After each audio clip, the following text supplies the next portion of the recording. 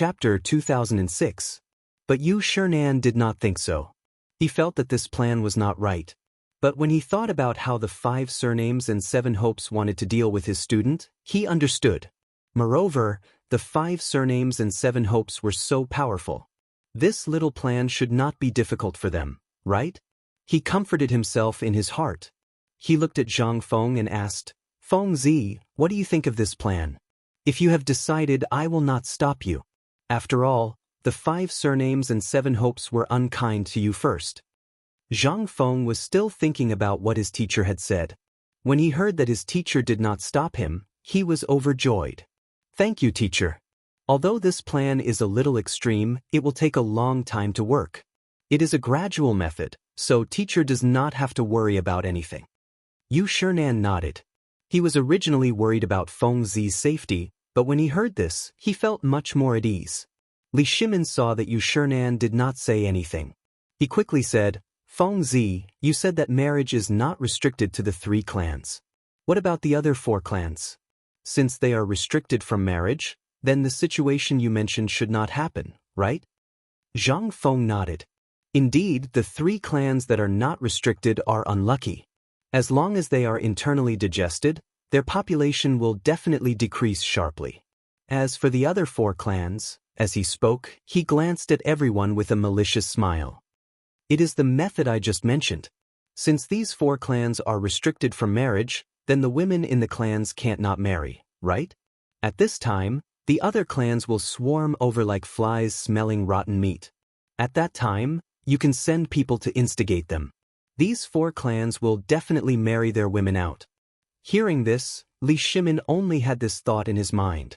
Brilliant! This move was really brilliant. The marriage restriction order restricted the women of the 5 surnames and 7 hopes within the clans. They could not marry between the 1st and 2nd generation, right? This way, the women would gradually grow up and have to marry outside. At this time, the other clans could interfere and gradually divide the strength of the 5 surnames and 7 hopes. For a moment, he seemed to see the scene of the 5 surnames and 7 hopes marrying outside. However, he quickly regained his senses because he realized something else. What should he do if he was driven to desperation? Although these fellows would obey the imperial edict on the surface, what if they disobeyed in secret? One had to know that none of these guys were in Chang. Even if he wanted to find evidence, he couldn't do anything to them.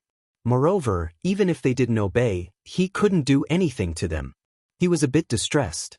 Looking at Zhang Feng, he hurriedly asked, "Feng Zi, there's no problem with the schemes you mentioned, but I'm worried that the 5 surnames and 7 Wangs will do one thing on the surface and another in the dark. Moreover, what if they're driven to desperation?" Zhang Feng waved his hand and didn't mind because he already had a countermeasure in mind. He smiled and said, "You don't have to worry about that. Since I can come up with the marriage restriction plan, I naturally have a follow-up plan. Just now was just an appetizer. Let's call it the first plan. Now, we need to cooperate with the second plan." Plan B? Li Shimin frowned. He didn't know what other plan Feng Zi had. Could it be more powerful than this plan? Everyone also looked at Zhang Feng in surprise. They had been listening and didn't know what the second plan was. This obviously aroused their curiosity. Especially Li Yuan, it could be said that he wanted to deal with the 5 surnames and 7 Wangs the most. Just now, when he heard Feng Zi mention the marriage restriction order, he knew that it couldn't be implemented in a short time. He couldn't help but feel a little disappointed. Who would have thought that this kid had a follow-up plan? He hurriedly asked, "What's the second plan?" Zhang Feng gently took a sip of tea, glanced at the crowd, and said, "Do you still remember the 2 points I just said to deal with the 5 surnames and 7 Wangs? One is population, and the other is family property. Just now, I was talking about population, and now I'm talking about family property." Family property? Li Shimin's eyes narrowed. Obviously, he was interested. He knew that the family property of the 5 surnames and 7 Wangs had expanded throughout the Tang dynasty. It was not an exaggeration to say that they were as rich as a country. When the army was raised, those guys sent a lot of gold, silver, and jewelry to show their support for the Li family. But he knew that those gold, silver, and jewelry were less than 1/10 of the 5 surnames and 7 Wangs. Since he ascended the throne, as soon as he heard the news of the refugees' suffering, he unconsciously thought of these jewelry and the wealth of the 5 surnames and 7 Wangs over the years. If these guys were willing to take out half of the money, the national power of the Tang dynasty would definitely double. Of course, he usually had the idea to deal with the 5 surnames and 7 Wangs, but these guys avoided it every time, and they didn't commit any crime, which led to the relationship between the two sides becoming more and more stiff. Now, Feng Zi was actually going to deal with the 5 surnames and 7 Wangs family property? Didn't this guy know that the 5 surnames and 7 Wangs were a hard bone to chew? Even he couldn't do anything. What could this guy do? Although this idea was good, it was really unrealistic. However, he didn't want to dampen Feng Zi's enthusiasm, so he had to ask, Feng Zi, what can you do? Those guys are not easy to deal with. Don't get yourself into trouble. Chapter 2007. He felt that it was necessary to give Feng Zi a warning first, otherwise, it would not be good if this guy had any dangerous ideas. Unexpectedly, Zhang Feng did not care at all, waving his hand casually, "You don't have to worry about this. I'm not going to fight with them openly, they just have a big family business, then I'll use the family business to play them to death." What do you mean? Li Yuan was interested. You should all know about the inventions I made before, like cotton-padded clothes, braised meat, and those clothes in the textile factory. Zhang Feng glanced at everyone. Seeing that everyone nodded, he continued, "Now, people with 5 surnames and 7 hopes are looking for me to buy goods. It can be said that I'm their parent." Li Yuan had an idea, as if he thought of something. "Feng Zi, you mean to stop the goods in their hands?" No. Zhang Feng shook his head and put out the cigarette in his hand. Then he said, "Even if they stop selling the goods in their hands, they can choose not to use them and find other goods to replace them. They can also buy from other vendors. They will never lose money." Li Shimin frowned. "Then what do you mean? Keep their goods?" "That's right." Zhang Feng nodded slightly, revealing a meaningful smile. "Not only keep their goods, but also increase their goods, even give as much as they want." Li Shimin was a little confused. Wasn't this a blow to their 5 surnames and 7 hopes? Why keep the goods? Instead, increase the sales of goods? Wasn't this giving money to the other party?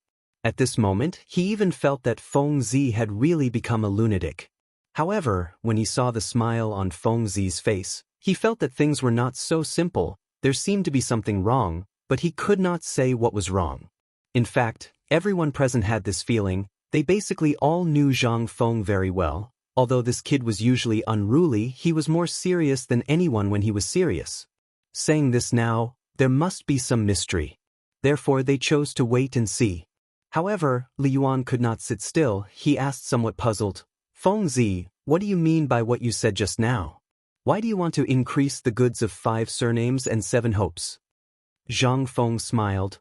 "Listen to me tell you a story first." Everyone was a little confused. They came to listen to you about the things of 5 surnames and 7 hopes, not to listen to a story. What story was this Feng Zi telling now? But on second thought, since this Feng Zi could say it, it must be an important matter, so they kept quiet and waited and watched. Looking at Zhang Feng, he took a sip of tea and continued. The 2 brothers were both businessmen. They usually had a good relationship. They were usually the seller who bought the goods. One day, this seller wanted to see the relationship between the 2 brothers, so he thought of a way to start increasing the goods by 10%. The 2 brothers were very happy, thinking that they had met a good person. The next day, the seller increased the goods by 30%. The 2 brothers were even more grateful to this seller.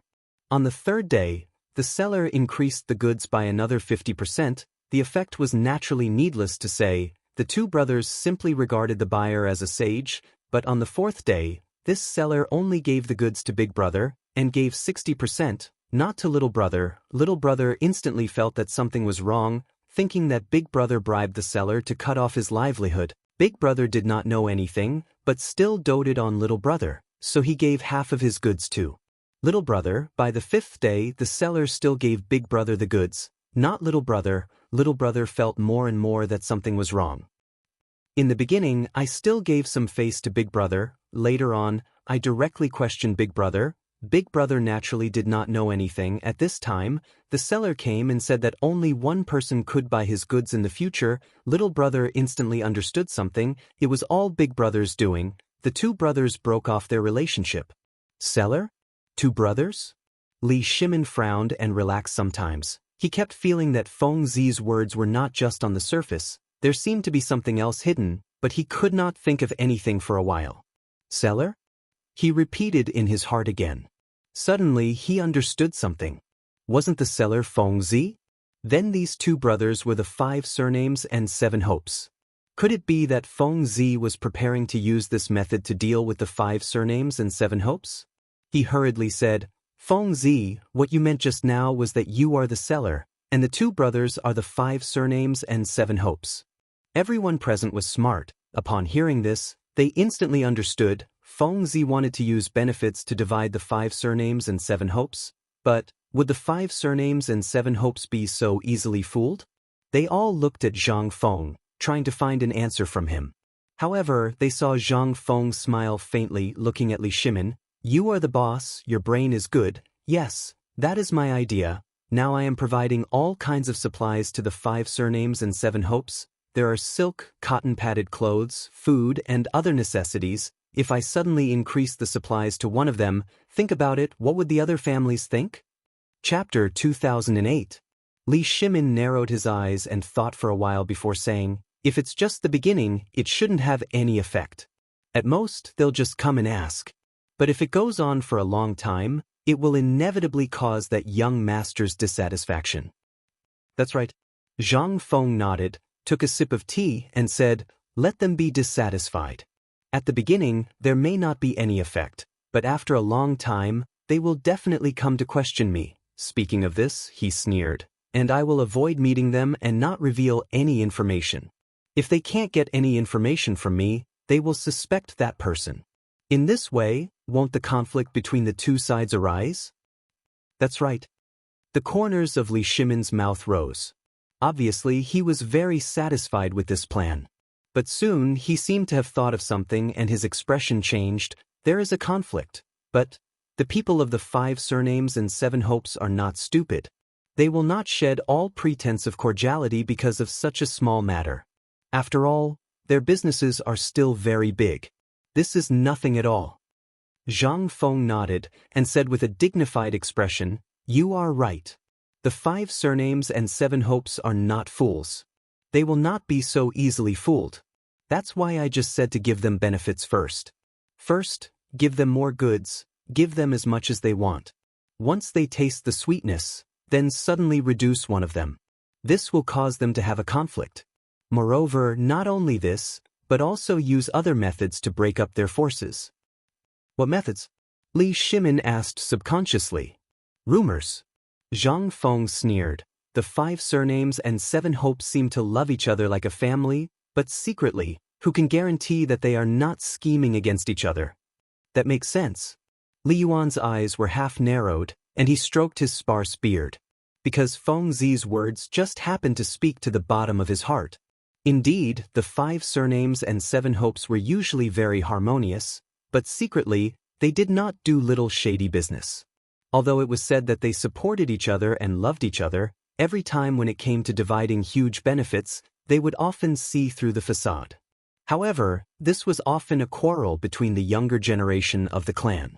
Finally, when it came to decision-making, the people in power in the clan would come forward, and in the end, it would end with a smile, thus dividing the benefits. Therefore, it was not an exaggeration to say that he was the one who understood the 5 surnames and 7 hopes the most. But soon he thought of another point. Even if there were huge benefits, the people who would be in conflict were usually some of the younger generation. The older generation's leaders were still very clear-sighted. Generally, they would not be so impulsive. It was hard to say whether Feng Zi's plan would succeed. Thinking about this, he looked deeply at Zhang Feng and said faintly, Feng Zi, you are right. Usually, there will be some conflicts between the big clans, but the people in power are not blind. They are not that easy to fool. Do you have 100% confidence in this plan? There's a 100% chance that it won't work out, but Zhang Feng narrowed his eyes, obviously pondering over Li Yuan's words earlier. Indeed, those who are able to wield authority in the clan are all dragons and phoenixes among men. How could they be so easily fooled? Just as he was thinking, he suddenly had an idea and hurriedly said, "Those people in power do have some brains, but they probably didn't think that they would be tricked by themselves, right?" "What do you mean? Do you have people with 5 surnames and 7 looks?" Li Shimin's eyes widened as he hurriedly said. "No, no, no." Zhang Feng waved his hand and shook his head with a smile. "As the saying goes, 1,000-mile dike can be destroyed by an ant's nest. Don't look at how these hedonistic sons usually have nothing to do, but they are the first line of defense of the 5 surnames and 7 looks, and also the most important line of defense. As long as we take them down first, then it will be much more convenient." "What do you mean?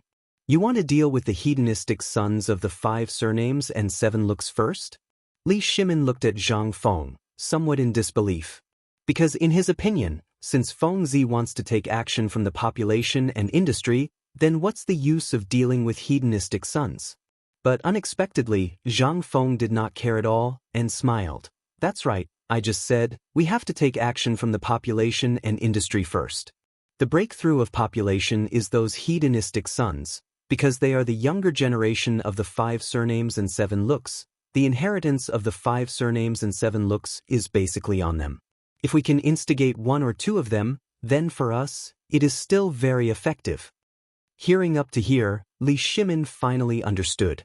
So this kid is planning to instigate 1 or 2 hedonistic sons of the 5 surnames and 7 looks, but how could it be so easy? Those fellows are all arrogant and instigate them? He looked at Zhang Feng with a puzzled expression. "I'm afraid it's not that easy. Moreover, what can hedonistic sons do?" "Then you're wrong." Zhang Feng smiled, looked at Li Shimin and said, "Instigation is not easy, but hedonistic sons are very useful. Think about it, to be able to become hedonistic sons, most of them have a certain status in the clan. Since they have a status, then they have good resources, manpower, and so on. If we can rope them in, we can get the latest information as soon as possible. This way, we won't be flustered before things happen." Li Shimin nodded and smiled bitterly. "That's true, but how are you going to instigate them?" Chapter 2009. He knew that foppish people were called foppish because they were different from ordinary people. Bullying the common people and staying in brothels were common occurrences for them. Fengzi wanted to instigate a rebellion? Wasn't it as difficult as ascending to the heavens? Just like Chengchumo, Zhangsun, and Chongchong, weren't they all famous foppish people in Chang'an? Just by looking at what they did, one would know what a foppish person was. Zhang Feng naturally understood, but he didn't seem to care. He smiled and said, "I know what you're talking about. To foppish people, you either cater to their interests or subdue them. These 2 methods are the best." As he spoke, he glanced at Cheng Yaojin. "Don't you think so, Olchen?" Cheng Yaojin was drinking tea. When he was called, he almost spat it out. This was because he could hear that this kid was implying something. He was talking about foppish people, and now he was talking about Lao Tzu? Wasn't this clearly saying that Tai Nyo was a foppish person? This kid was too much of a jerk. If His Majesty wasn't here, he would definitely spank him. Thinking about it, he didn't dare to make a move. He could only smile and say, "Yes, yes, yes." Zhang Feng smiled, then looked at Li Shimin and said solemnly, "Actually, it's not difficult to deal with foppish people. The 2 methods I just said can be used. As long as you master them well, it'll be fine. But obviously we can't use them now. We'll talk about it when we get to Jiangnan." Hearing this, Li Shimin understood that Fengzi still hadn't given up on Jiangnan. He could only persuade him, "Fengzi, now that you have a plan to deal with the 5 families and 7 hopes, and Yu'er's life is not in danger, it's better to delay things in Jiangnan." As he spoke, he gave Yu Qigong a look. The latter immediately understood and said, "That's right. I'll take care of you. If he has any problems, come and find me. Right now, you should be thinking about how to deal with the 5 surnames and 7 hopes." Zhang Feng lowered his head and didn't say anything. In fact, there was a moment when he really wanted to rush out of the door and go to Jiangnan to find Yu'er. However, everyone's words were like a warning bell ringing in his ears. Indeed, the 5 surnames and 7 hopes were like a hungry wolf hiding in the dark night. As long as they weren't eliminated, they could jump out at any time and bite you. Seeing Fengzi deep in thought, Yu Shinan knew he was wavering. He hurriedly said, "Fengzi, they are right. Although I do not agree with you dealing with the 5 families and 7 hopes, now that things have come to this, you cannot immediately go to Jiangnan. Otherwise, it is very likely that you will not return. Furthermore, since you have already decided on a plan, you should begin to implement it." "Not bad." Li Shimin nodded and hurriedly urged, "Fengzi, since the plan has already been decided, should we begin to implement it?" Zhang Feng didn't reply because he was doing a great struggle in his heart. On the one hand, he wanted to go to Jiangnan to find Yuer. On the other hand, he wanted to immediately implement the plan. He was wavering between the two. Find Yuer or deal with the Jiangnan clan. According to Lao Yu, Yuer was not in any danger in Jiangnan. It shouldn't be a problem if he didn't go now. However, the plan had already been decided. If he didn't implement it, it would be a pity. After a while, he seemed to have made a decision. He looked at Yu Qigong and said, "Lao Yu, are you sure Yuer is not in danger in Jiangnan?" Yu Qigong paused. He glanced at Li Shimin and then swept his gaze over everyone present. Only then did he reply, "Yes, Yuer is indeed not in danger. Fengzi, if you are worried, how about I send some more people over?" Li Shimin looked at Zhang Feng and was a little worried. He wasn't worried about Yuer. He was worried that Fengzi would be impulsive and fall into the trap of the Jiangnan clan. Zhang Feng looked deeply at Li Shimin before replying, "Okay, send more people." He now understood that the Jiangnan clans were luring him out. If he really went out now, he would fall into their trap. At that time, he wouldn't even know how he died, let alone find Yuer. It was better to implement the plan first. Li Shimin also saw through Zhang Feng's thoughts. He smiled and said, "It's good that you can think like this. Implement the plan first and weaken the power of the clans. It won't be too late for you to go then." Zhang Feng immediately interrupted him. With a serious expression, he said, "At the latest, I will leave after the new year." Now that Jiangnan was in danger, it was already the limit for him to agree to stay for a while. It was impossible for him to wait until later. Li Shimin saw that Zhang Feng was so determined and knew that he couldn't force him. After all, it had already happened once before. He couldn't say anything more. He could only compromise and say, Okay, whatever you say. Can we implement the plan now?"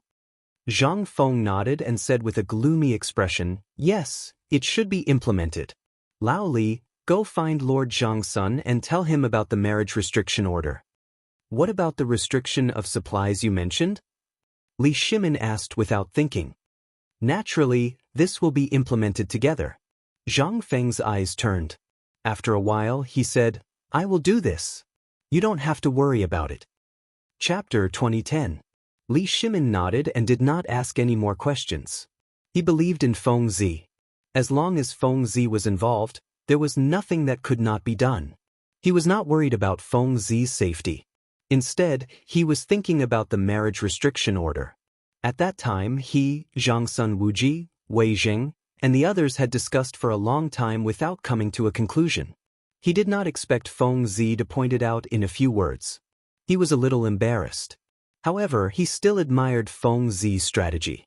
Although it was a little vicious, it still solved the immediate problem. He looked at Zhang Feng and said seriously, "Since there is nothing else, I will go back and prepare to see Lord Zhangsun." As he spoke, he had already stood up. Zhang Feng saw this and quickly stood up as well. "Okay, you can go back first." He knew that the matter of the 5 surnames and 7 hopes was of the utmost importance. Naturally, he would not keep Lao Li and the others. After sending Li Shimin and the others off, Yu Shinan also stood up. "Fengzi, I don't want to say much about this matter. Anyway, remember that no matter what happens, your teachers will support you. Also, don't forget about the Academy's end-of-year meeting. You should prepare the teaching materials." Zhang Feng nodded and cupped his hands with a serious expression. "Teachers, rest assured. This student will not forget." Yu Shinan nodded slightly and waved his sleeves. Chu Suiliang and the others did not say anything. They all looked at him and left. The old scholar patted Zhang Feng's shoulder and said with a smile, "Kid, don't worry. Just do it." Zhang Feng nodded and bowed to the old scholar. He knew how much the old scholar valued him and would not let him down. He smiled and said, "Thank you, teacher." The old scholar smiled and turned to leave. Zhang Feng looked at the backs of his teachers and couldn't help but feel a little sad. In fact, part of the reason he was going to Jiangnan this time was to get rid of his teachers. It was like a child growing up and always having someone to take care of him. His teachers were good to him, but always taking care of him like this made him feel a little repulsed in his heart. However, he did not expect that his teachers would also support him in dealing with the 5 surnames and 7 hopes. This was a good thing, and also made him feel much more relieved. He returned to his seat and took out a cigarette. He slowly lit it up and took a deep puff, feeling the stimulation of the cigarette. Since he was already prepared, there was no turning back. As he thought about it, he shouted at the door, "Old Du, come in." As soon as he finished speaking, Du Ziting trotted in. However, Zhang Yuyao and Jing Shu were behind her. Both of them had tear stains in the corner of their eyes, as if they had just cried. Before Zhang Feng could speak, Zhang Yuyao rushed over and said with a crying voice, "Young master, I heard that you are going to Jiangnan?" She and Jing Shu had just heard from Du Ziting that there were people from Jiangnan, so they went to ask. As a result, they heard that they were Jia Doran's men and that Yu O was in danger. Immediately, the 2 girls were shocked because they knew that if something happened to Yu, Prince Zhang would definitely go to Jiangnan. Of course, they did not want to stop Prince Zhang from going to Jiangnan, but they were worried that Prince Zhang would be in danger or leave them behind. Therefore, the 2 girls eavesdropped outside the door for a while. They did not come in until Zhang Feng called Du Ziting. Zhang Feng naturally knew nothing about this. Seeing Zhang Yuyao like this, he thought that she had been bullied by someone. He comforted her and said, "What's wrong? Did someone bully you?" "No one bullied me?" Zhang Yuyao slowly raised her head and said with a sad face. "Then why are you crying?" Zhang Feng was a little confused. Since no one bullied her, why would she cry? Zhang Yuyao slowly stood up and looked at Zhang Feng with tears in her eyes. "Prince Zhang, I heard that you are going to Jiangnan?" Hearing this, Zhang Feng instantly understood that it was because of this. He turned his eyes and stared at Du Ziting. It must be this old guy who said it. Otherwise, how could the 2 girls know? Being stared at like this, Du Ziting felt a little guilty. The 2 ladies knew that it was indeed related to him, but they wanted to go. He was also helpless. Looking at Du Ziting's aggrieved eyes, Zhang Feng did not intend to pursue the matter.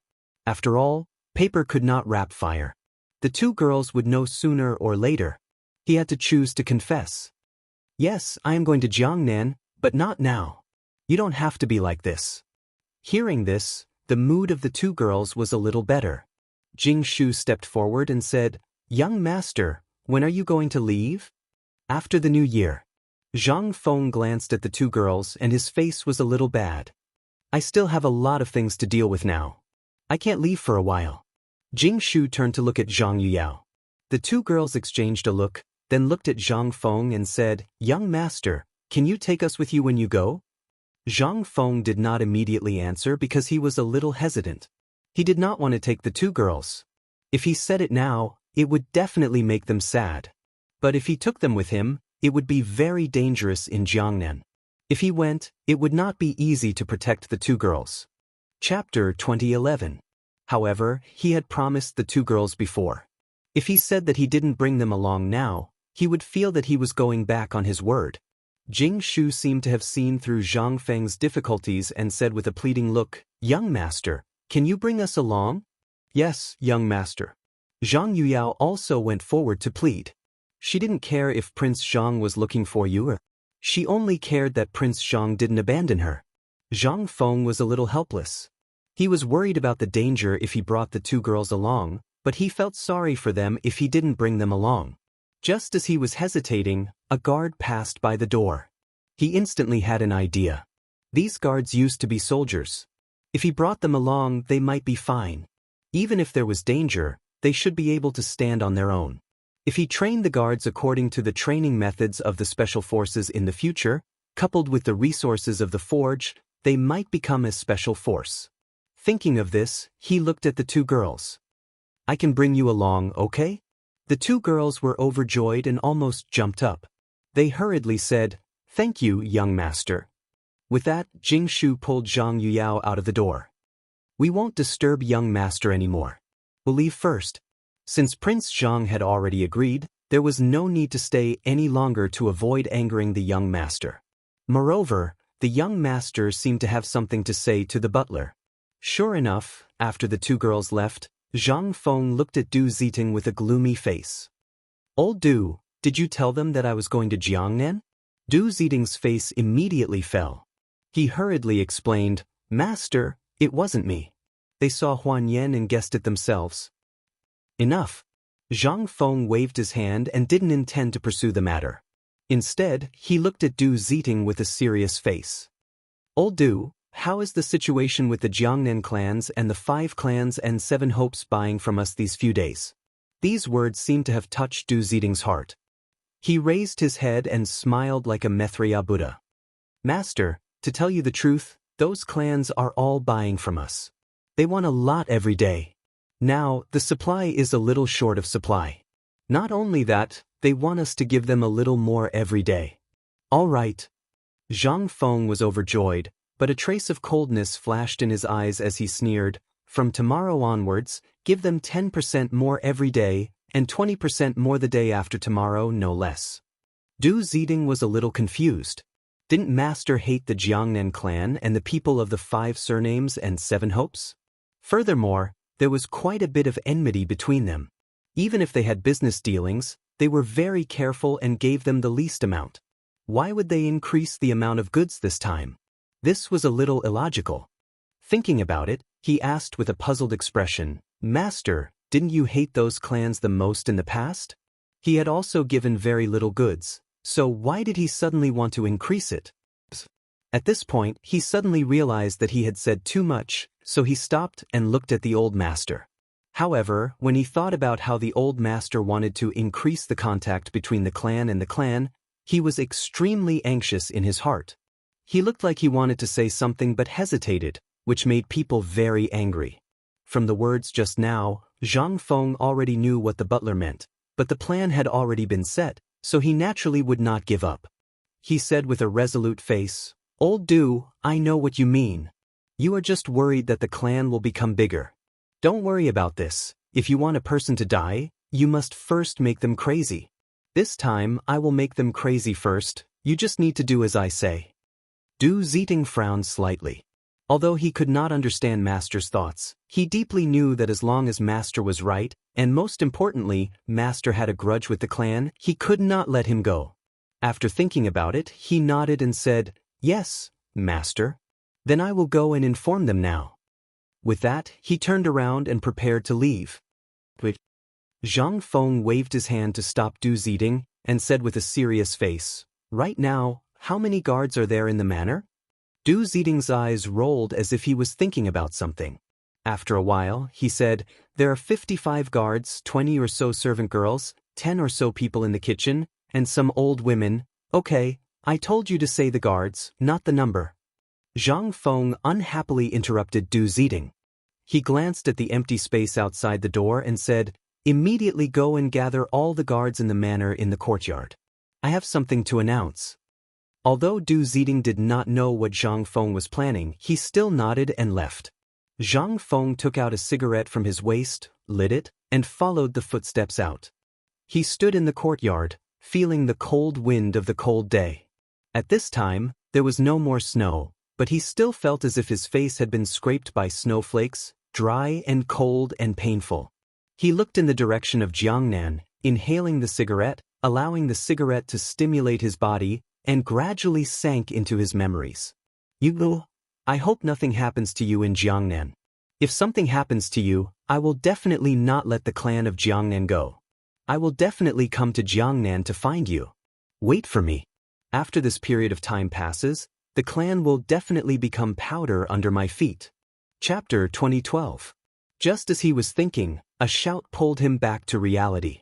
Master, Zhang Feng glanced behind him and saw that many guards had already gathered. He casually threw away the cigarette butt and sorted out his emotions. He suddenly turned around and said with a straight face, "Everyone is here." Seeing their master's expression change, the guards seemed to know that something big had happened. They all became serious, lined up, and said in unison, "Yes, master." Zhang Feng glanced around and nodded slightly. "Don't be nervous. I'm just announcing something. From today onwards, everyone will put down their work and accept my training every day." Training? What training? The guards whispered to each other with a puzzled look. For them, working in the Zhang mansion was undoubtedly to protect their master and earn some money to settle down. They had never thought about training. Although they were retired soldiers, they had not trained for many years and had long been used to this lazy life. Now that their master suddenly said this, they were indeed not used to it. Zhang Feng naturally knew the doubts of the guards. He waved his hand to signal them to be quiet and then said, "Everyone must be puzzled. Since you are all guards, why should I let you train?" As he spoke, he looked in the direction of Jiangnan and his face became gloomy, "Because I will be going to Jiangnan in a few days. I hope that you can go there and help me. Can you understand?" Jiangnan? Master is going to Jiangnan? Why is Master going to Jiangnan? It should be related to the perfume we talked about last time, right? The people standing there were all the trusted subordinates of the Zhang mansion. When Jiangnan was mentioned, they naturally thought of the perfume because they all knew about the dried flowers. Thinking of this, they could understand and kept cheering. "Master, we support you." Master said that the perfume is a treasure. If that's the case, we must go to Jiangnan with Master. Hearing the cheers of the crowd, Zhang Feng nodded slightly and then his face turned cold. "Good. In that case, let's start training.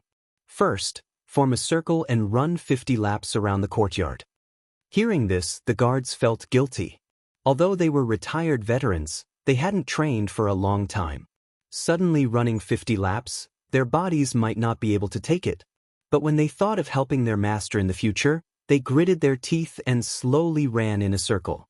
Zhang Feng stood at the periphery and glanced at the crowd. He said in a cold voice, "Today is just the beginning.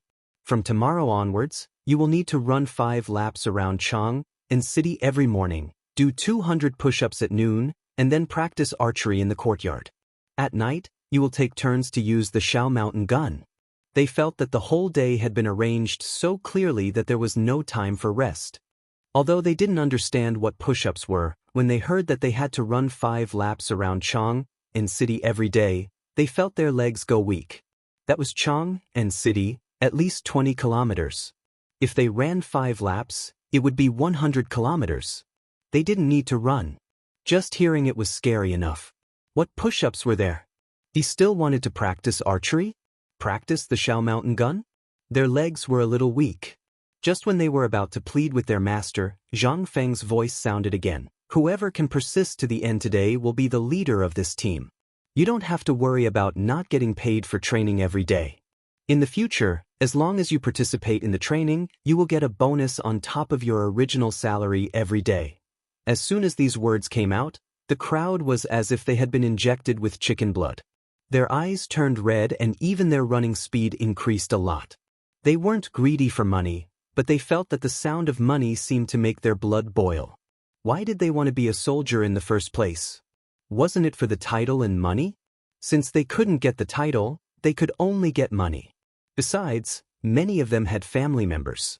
If they had more money, they could undoubtedly let their family members live a better life. For a moment, they seemed to see their family members eating and drinking well. Zhang Feng was naturally happy to see this scene. He lit another cigarette and slowly smoked. Before he took 2 puffs, he saw Du Ziding come over. He looked at the guards running in the yard with a puzzled face and unconsciously walked to Zhang Feng's side. "Oh, master, it's done. The guards are... Old Du, you came at the right time." Zhang Feng took out the cigarette butt and pointed to the guards. "Record it. In the future, these guards will have to run 5 laps around Chang and city every morning with sandbags tied to their legs and steel on their backs. At noon, they will do 200 push-ups, and then they will practice archery in the yard. At night, they will take turns to go to Shao Mountain and train with guns. Also, add a bonus on top of their original salary. They must eat the best food, at least meat for every meal, and, as he spoke, he turned to look at Du Ziding, only to see that Du Ziding's eyes were as big as chestnuts and his mouth was so big that an egg could be put in. He scolded him angrily, "Old Du, why are you in a daze?" Chapter 2013. Oh, Master? Du Ziding looked at Zhang Feng absent-mindedly and stammered, "Master, you just said that you want them to run 5 laps around Chang and city with sandbags tied to their legs and steel plates on their backs every day? Do 200 push-ups at noon? By the way, what is push-ups?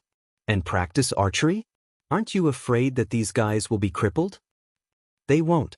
Zhang Feng waved his hand and said seriously, "I have arranged everything. This kind of systematic training will not only not cripple them, but also make their bodies stronger. You don't have to worry about this. You just need to help me supervise them every day." Indeed, he used the training method of special forces in the future. This kind of training was very high intensity, and ordinary people could not accept it at all. But for these people who had been soldiers, it was more acceptable. Even if they were not used to it at first, they would slowly accept it. But Du Ziding did not know. He originally thought that the master's method was a bit too powerful and the guards could not accept it. Hearing this, he was relieved and said faintly, "Master, what you said is reasonable." Zhang Feng took a deep puff of the cigarette and said faintly, "You ask someone to prepare some meat and some hot water. Let these guys eat after they finish running." Du Ziding took a deep look at the wailing guards. For a moment, he was actually envious of these fellows. Not only did the old master treat them well, he even added a bonus to their original wages. This was simply a gift from the heavens. He even wanted to join in. But when he thought of the high-intensity training he had to face every day, his legs couldn't help but tremble. He could only accept the order and leave quietly. "Hurry up for Lao Tzu. Don't dawdle." Zhang Feng glanced at the few guards who were lagging behind and scolded them harshly. He was determined to turn these guys into special forces. Now, they had not even run 2 laps and they were already starting to lose their horses? How could he not be angry? The guards who were lagging behind seemed to know that the master was scolding them. They looked at Zhang Feng bitterly and quickly wiped the sweat on their foreheads. They kept their long tongues and continued to catch up with the runners in front of them. The yard echoed with the guards panting. Their foreheads were sweating like beans and kept pouring down until it fell on their clothes, shoes, and even their feet. Soon, the ground under their feet was wet.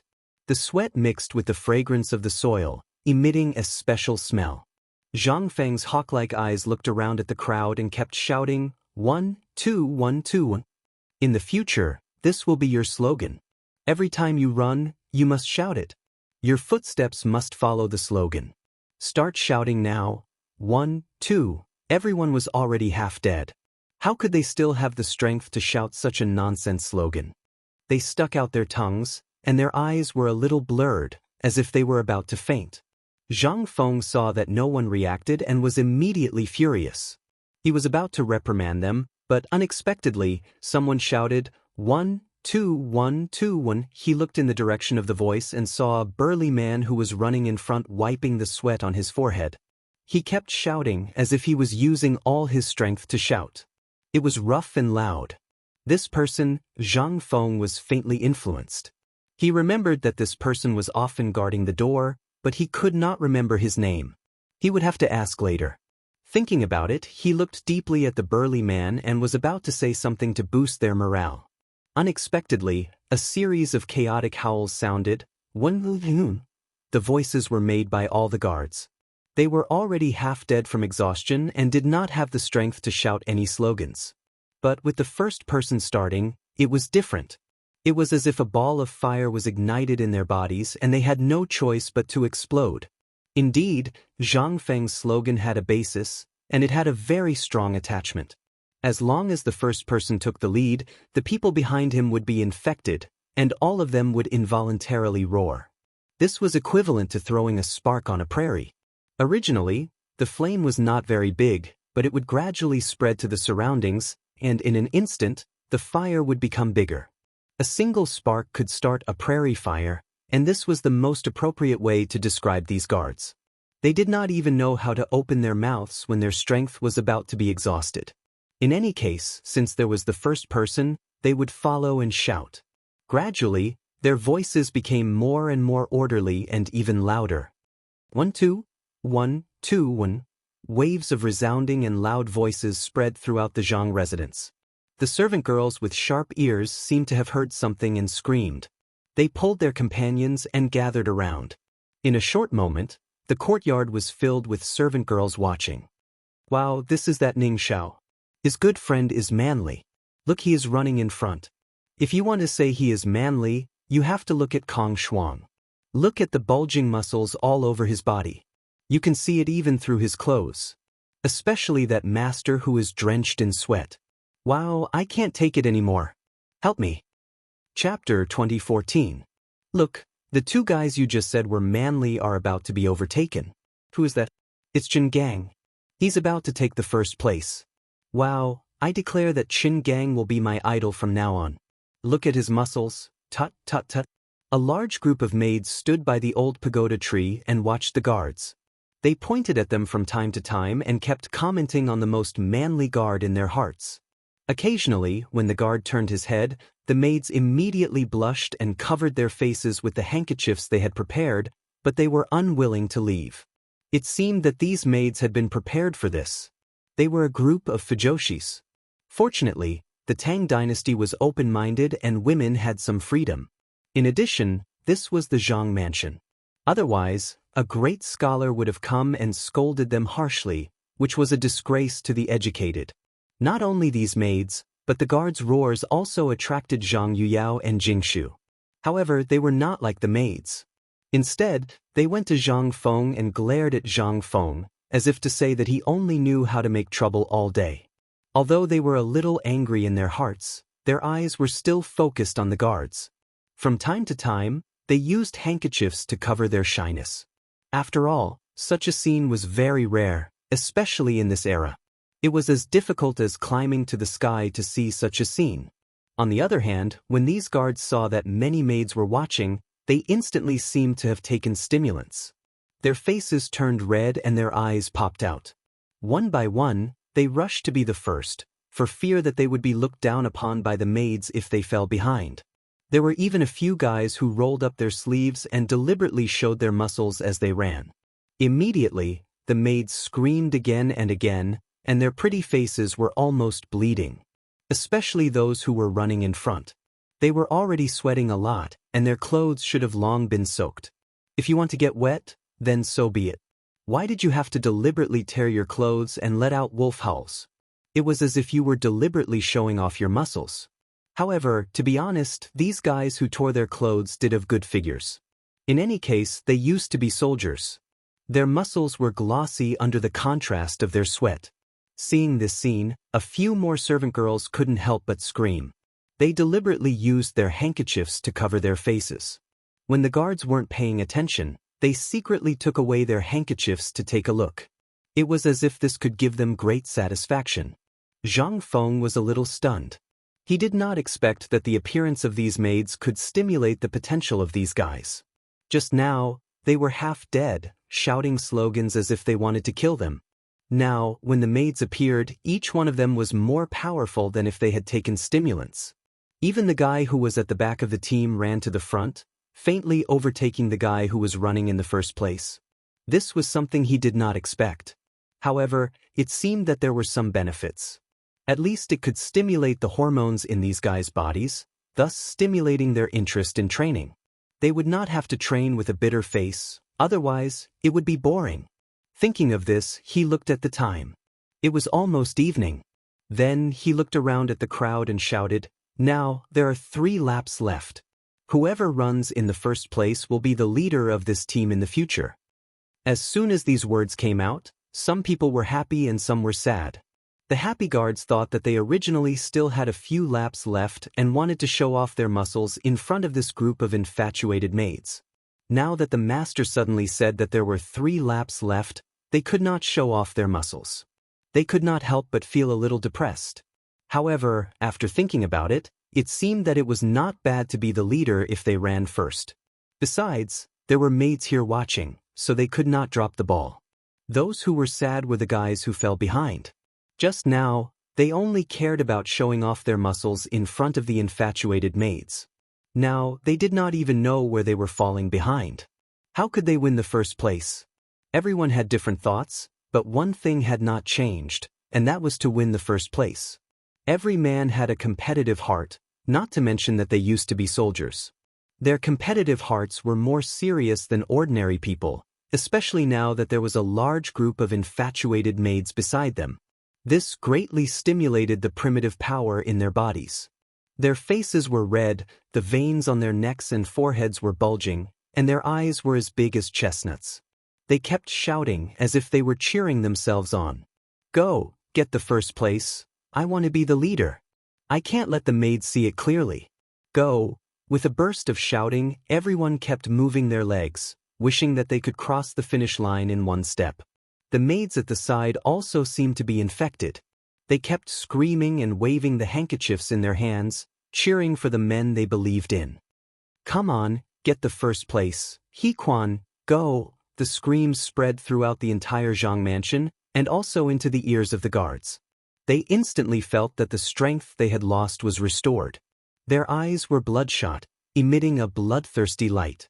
They stared at the finish line and kept running, as if they did not feel tired at all.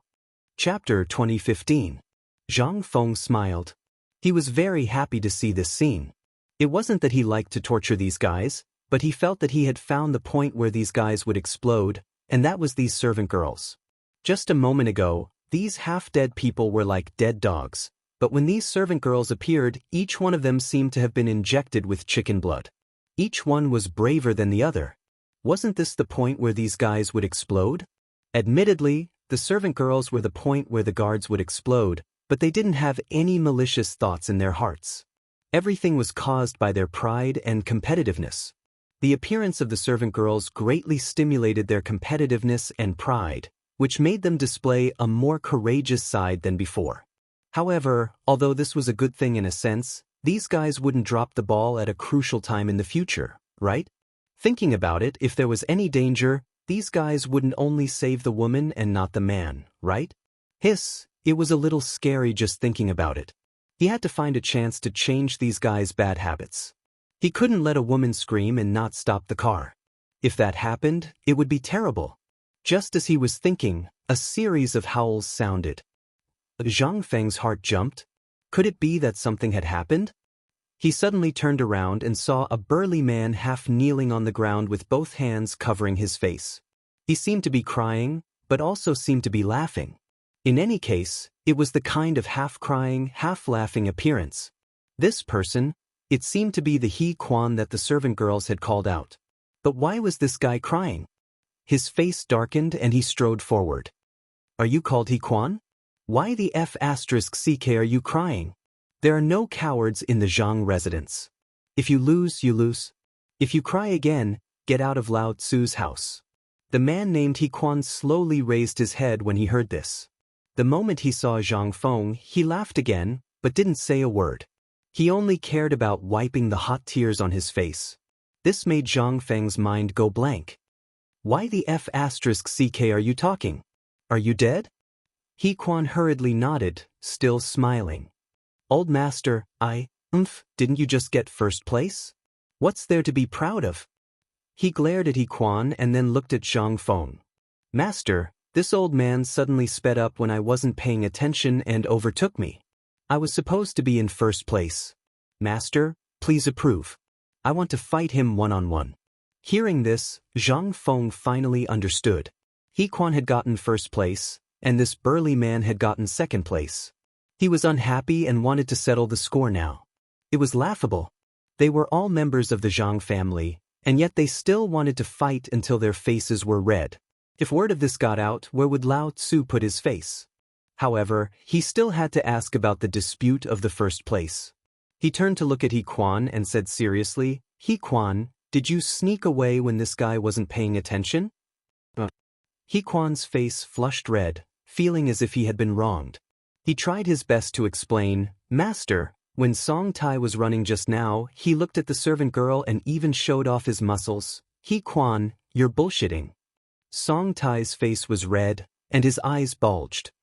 He reached out his hand and was about to hit He Quan. Fortunately, the guard beside him had quick reflexes and pulled him back, preventing him from being hit. However, he was still unhappy. He waved his hands and shouted. Lao Tzu didn't look at the servant girl. At the side, Zhang Feng felt that his ears were about to explode. Just as he was about to stop him, he felt his cheeks burning as if he was being stared at. He turned his head slowly and saw Zhang Yuyao and Jingshu looking at him with resentment. It was as if they were saying, "Look at your guard, you only know how to look at the servant girl." Zhang Feng instantly felt that his face had been completely thrown away by these fellows. He touched his blushing cheeks, turned his head and deliberately coughed lightly. He was somewhat unable to stand still because he knew that if he didn't stop them, these fellows would definitely tear down the Zhang residence. Moreover, the way the two girls looked at him was somewhat strange. He hurriedly scolded in a stern voice, all right, all of you stop." The two of them finally stopped after he finished speaking. However, their eyes were still filled with dissatisfaction. They glared at each other as if they wanted to eat each other alive. "Song Tai, did you look at the servant girl or not?" Zhang Feng looked at Song Tai with a serious face and asked. Song Tai's face was red and he stuttered. Seeing this, Zhang Feng finally understood that this guy was peeking at the servant girl. Just now, he refused to admit it, but now he couldn't say a word. He even wanted to compete with He Quan for the first place. He snorted, "Song Tai, you lost the competition because you peeked at the servant girl. What else do you have to say now?" Song Tai didn't dare to look at Zhang Feng. He lowered his head and glanced at the servant girls under the old pagoda tree. These servant girls were originally here to watch the fun. When they heard that the master had something to do with them, their hearts were beating fast. When Song Tai looked at them like this, their hearts almost jumped out. They all covered their faces with their handkerchiefs and ran away. Hey, don't look anymore. You scared them away." Chapter 2016. When Zhang Feng saw Song Tai's posture, he knew that this guy was up to no good, so he quickly scolded him. The latter scratched his head and stared at Song Tai angrily before saying, "You made a mistake just now. Otherwise, you would have been the first. But you also worked hard. How about this? I'll give you the second place. From now on, you will be under He Quan." After that, Zhang Feng turned to look at He Quan and said with a serious face, "From now on, you will be their leader.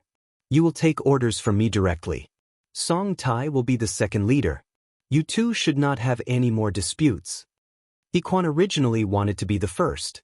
Now that he heard that he was the first, there was nothing to say. As for the dispute between him and Song Tai, it was caused by a moment of dissatisfaction. He usually worked in Zhang Mansion, so how could there be any grudges? He quickly nodded and said, "Thank you, master." Although Song Tai was dissatisfied in his heart, he had to accept this established fact. He said with a sad face, "Thank you, master." Zhang Mansion nodded with satisfaction and looked at the two of them. "Don't let me find out what happened today in the future. Since you are in Zhang Mansion, you must love each other. If you can't do this, you can get out of here." After that, he looked around at the crowd and said with a serious face, "From tomorrow onwards, you must get up at 5 o'clock. Then, with sandbags tied to your legs and steel on your backs, you must run 5 laps around Chang'an City. When you come back, do 200 push-ups, get up at 5 o'clock. My God, isn't it too early?" Yes, it's not even dawn at that time. Before he could finish his sentence, the guards howled in unison. Although they just knew the terrible news, no one expected that they would have to get up at 5 o'clock. At that time, it was not even dawn. How could they go out for a run? Even Zhang Yuyao, who was standing at the side, was a little puzzled. What if he ran into danger? She hurriedly advised, "Young Master Zhang, isn't it a little too early?" The moment these words were spoken, all the guards looked at Zhang Yuyao in a different light. In the past, it was respect, but now it was gratitude. This mistress was really good. She knew how to worry about the guards. In contrast, Mistress Jingshu stood to the side without saying a word or pleading for mercy. In fact, it was not that Jingshu did not want to plead on behalf of the guards, but she could understand Prince Zhang. This time, Prince Zhang was going to Jiangnan, so he naturally had to bring some subordinates. He was worried about bringing others, so he could only bring the guards. That was why he strengthened the training to ensure that everyone could be trained into an elite soldier. Although she could not understand Prince Zhang's training methods, she would not say anything. After all, if she interjected at this time, wouldn't that be questioning Prince Zhang? She wasn't that stupid. It was good that Zhang Yuyao was worried about the guards, but in Zhang Feng's eyes, she was meddling in other people's business. However, it was not good to say anything in public. He could only explain seriously. As the saying goes, the best plan of the day is in the morning. Although it is still early, it is the best time of day to train. As he spoke, he turned his head to look at the guards, and his face darkened. You fellows are used to lazing around in the Zhang residence. Although you used to be soldiers, how many of you still retain the bravery of a soldier? This time, not only do I want to stimulate your courage, I also want to make you into a sharp blade that kills without spilling blood. I have already made the plan. If you want to be a coward, a softy, or a coward, you can say it now.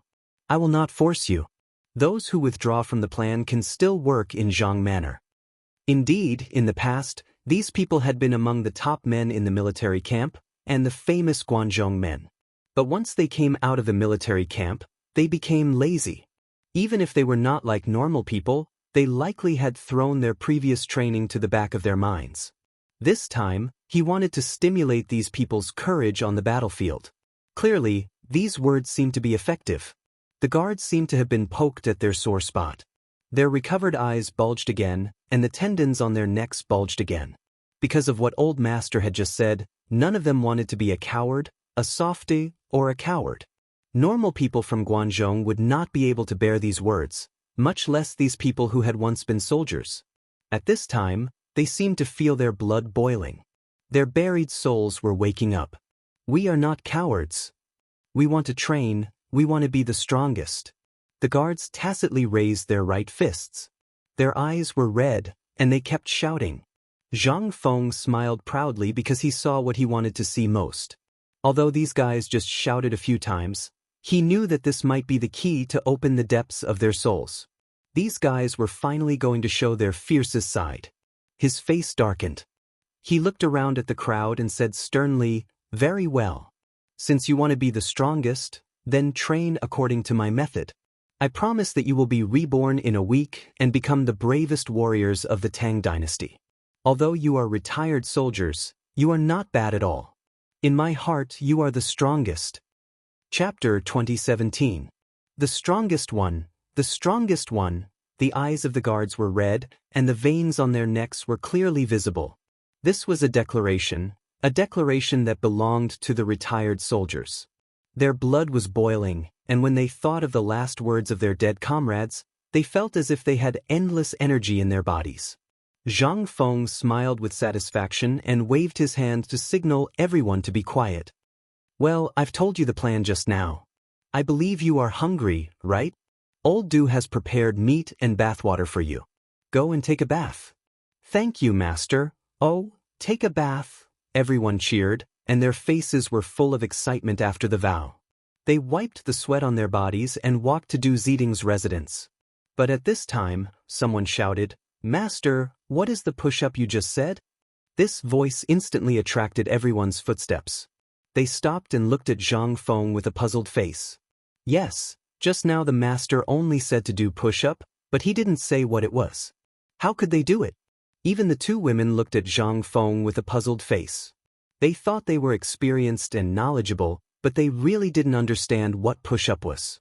Especially Jingshu, she had always made friends with high officials and nobles, but she had never heard of push-up. Seeing the puzzled look on everyone's faces, Zhang Feng remembered the push-ups he mentioned before. He hadn't explained it clearly to everyone yet. He deliberately coughed twice and said, "You guys watch carefully. I'll show you once." With that, he rolled up his sleeves and half knelt on the ground, ready to start. Unexpectedly, Zhang Yuyao came up. She supported Zhang Feng and persuaded, "Young master, what are you doing? The ground is so dirty. Why are you kneeling on the ground?" She was very puzzled. Prince Zhang said to do push-up. Why was he half kneeling on the ground? Wasn't he worried about his clothes getting dirty? I'm fine. Don't worry. I'm going to show them. Zhang Feng smiled and waved his hand to indicate that he was fine. He knew that this little girl was worried about him, but he wasn't in any danger. Zhang Yuyao didn't believe it, but since Prince Zhang had said so, she didn't stop him. She turned to look at Jing Shu, and the latter gave her a reassuring look. Only then did she stand aside quietly. Now that no one was stopping him, Zhang Feng could finally show off his skills. He lay on the ground and turned his head to glance at the guards. All of you watch carefully. This is a push-up. The guards were puzzled at first, but when they saw their master's posture, they seemed to have understood something. They looked at each other and revealed a smile that all men understood. That's right. Which man wouldn't know how to do that? I practice every night. It's not like it's that hard. Other than those who were not married yet, who didn't know how to do it. Wouldn't it be fine as long as he had hands? However, it didn't seem right for Master to do this in public, right? Moreover, he did it in front of the two matriarchs. It had to be said that Master was really fierce. At this moment, everyone worshipped Zhang Feng. Zhang Yuyao was puzzled. She didn't know what Prince Zhang's posture was, nor did she know why the guards were laughing. She could only turn to Jing Shu and ask for help. Jing Shu Mimi, what is Prince Zhang's posture? Also, what are the guards laughing about? Sister, Jing Shu hurriedly tugged at Zhang Yuyao's sleeve, indicating that she should stop talking. She blushed and angrily glared at Zhang Feng, who was doing push-ups. Then she leaned over to Zhang Yuyao's ear and said, "That's there." Before she finished listening, Zhang Yuyao felt her ears burning. After a while, her whole face turned red. She shyly glared at Zhang Feng and quickly pulled Jing Shu away. Zhang Feng, who was doing push-ups, felt that something was wrong. He glanced in the direction of the two women, but found that the two women had left. He asked with a puzzled expression, "Hey, why did you two leave? I was about to show my perfect posture." Zhang Yuyao originally felt that this posture was strange. After hearing Jingshu's explanation, she naturally didn't want to bother with Zhang Feng. However, she felt the gaze behind her. Driven by curiosity, she secretly took a look. Instantly, her face turned red again. Why was Prince Zhang still in that posture? Wasn't it too unsightly? She angrily glared at Zhang Feng, took Jingshu's arm, and walked to the boudoir. As for Jingshu, she didn't have any opinion at all. She just told Sister Yuyao what she knew. Thinking of Sister Yuyao's big reaction, she couldn't blame herself. Watching the two women leave, Zhang Feng was a little confused. He was just doing push-ups. Why were the two women looking at him with disgust? They even glared at him coquettishly? He didn't do anything to let them down, right? For a moment, he doubted life because he knew that the two women had always been very obedient by his side. Why did they suddenly change today? Everything happened too fast, right? Just as he was feeling puzzled, the guy next to him said in a lukewarm tone, "Master, you're quite amazing." Zhang Feng frowned and was a little confused. Chapter 2018. What did that mean? Why did it feel weird? It was as if there was a hidden meaning in those words. He turned his head and glanced at it, but he didn't know who said it. He could only ask, "Who said that just now? What did it mean?" Everyone shook their heads, indicating that they didn't know. Indeed, with so many people standing there, no one knew who said it. However, Zhang Feng was getting more and more confused. He turned around and stood up abruptly. He looked at everyone with a puzzled expression. Why did Yu Yao and Jingshu leave just now? Also, why are you laughing so strangely? Everyone was silent. They looked at each other and smiled in a way that all men understood. With this smile, Zhang Feng seemed to understand something, but he also didn't seem to understand it. Why were these guys smiling so wretchedly? And it was when he was doing push-ups? He raised his head and recalled the scene of him doing push-ups just now. Suddenly, he seemed to understand something and looked at everyone with a stunned expression. "You guys, no wonder you looked at Lao Tzu so strangely. It turns out that you were thinking about that." Everyone tacitly understood and continued to laugh strangely. This angered Zhang Feng. He glared at everyone fiercely. "Everyone, 100 push-ups. Hurry up." The guards were a little confused.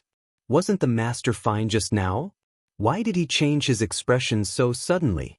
He even wanted them to do push-ups? It wasn't that these push-ups were bad, but they had never done them before. Moreover, this posture didn't seem too elegant, right? They were hesitating whether to do push-ups when Zhang Feng's voice sounded again. Didn't you hear what I said? Hurry up, 100 push-ups per person. This time, everyone didn't dare to hesitate because they realized that the master was really angry. They could only quickly lie on the ground and imitate Zhang Feng's posture just now.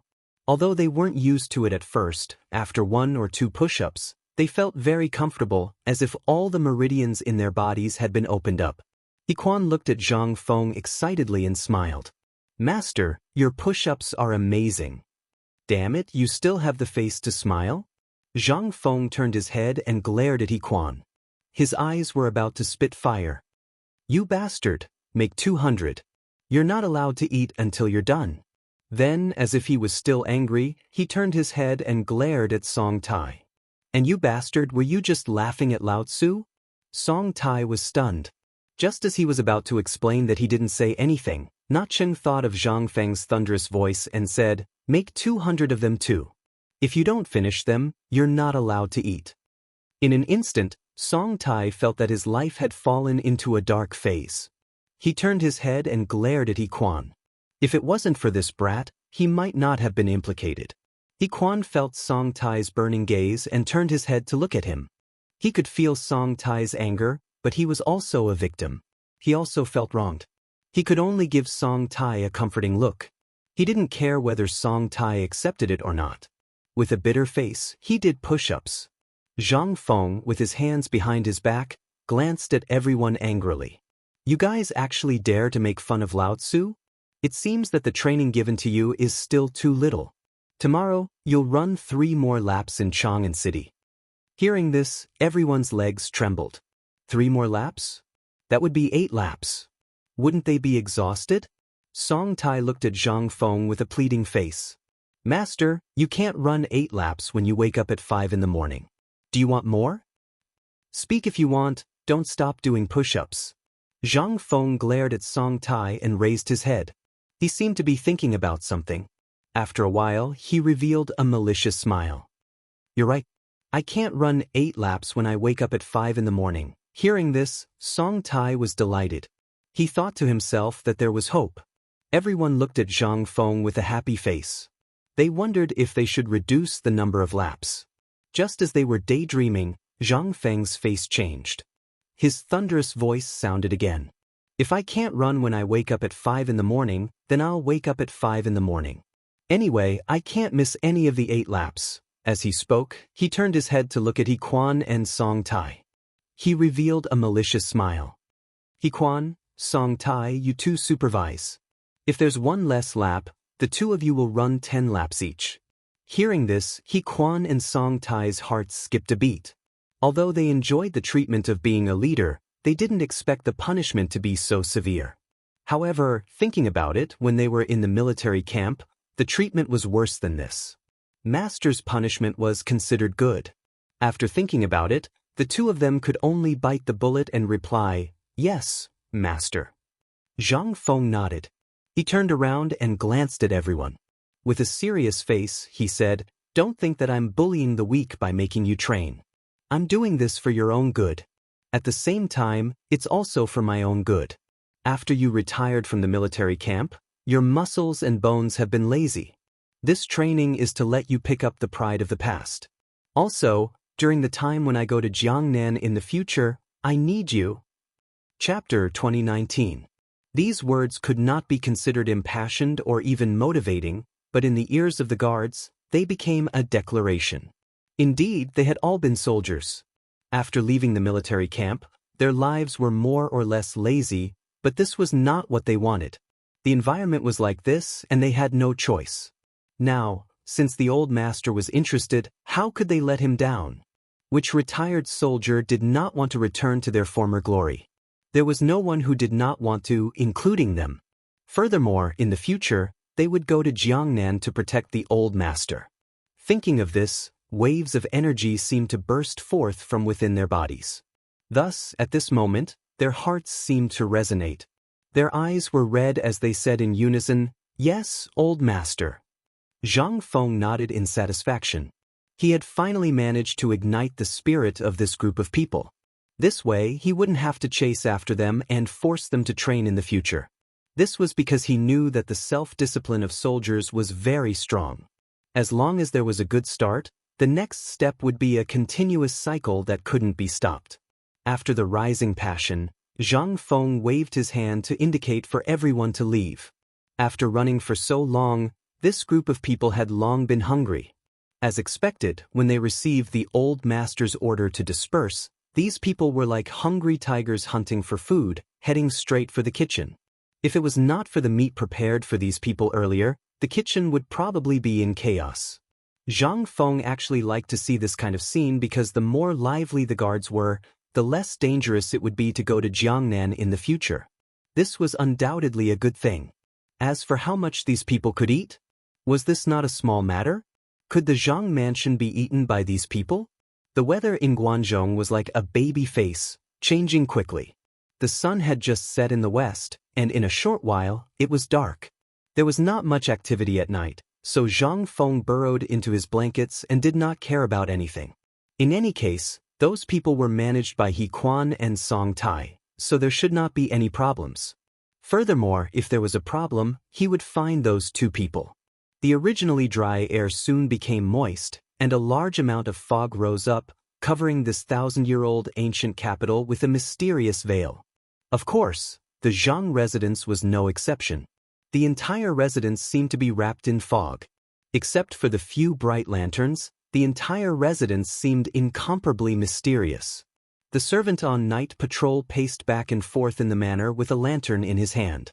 His hands were raised, and from time to time, he would exhale a few breaths in an attempt to alleviate the bone-piercing cold. Squeaking sounds came from the ground. These were the leaves of the old locust tree that were blown down by the cold wind. Under the servant's feet, they were like bursts of music, crisp and melodious. Winter was originally a cold season, and the cold brought a lot of inconvenience to people. However, it also had a beautiful and lovely side, because it could temper people's willpower and make them more tenacious and indomitable. At this moment, the lights in the guard's room were already turned on, and the figures were getting ready to get out of bed. Most of them were still active. After all, the self-discipline of soldiers could not be underestimated. However, there were still a few guys who were unwilling to get up, as if they were sealed in a blanket. This made He Quan's head hurt. He was originally the leader of this troop, and could be considered to be in charge of these fellows. Now that it was time for training, these fellows actually did not want to get up. This was simply not giving him any face. What was even more infuriating was that Old Master had previously instructed these fellows to still laze in bed. This was simply a slap to Old Master's face. He really could not hold it in any longer. He pointed at those fellows who were lazing in bed and scolded them to their faces. "You bastards, what a waste of Old Master giving you such good training resources. You actually dare to laze in bed? Do you want to die? Do you believe that Lao Tzu will end you right now? Mother ***, hurry up and get up for Lao Tzu." The corner of Song Tai's mouth twitched when he heard this. He had never seen He Quan so angry before. Even when the two of them quarreled yesterday, it was not like this. It seemed that this fellow wanted to show off his might. No, he was still the second in command. He could not let this fellow gain the upper hand.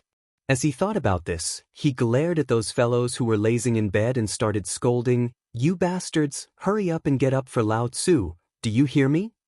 As he spoke, he rolled up his sleeves and was ready to get started. This gave those fellows who were lazing in bed a huge fright.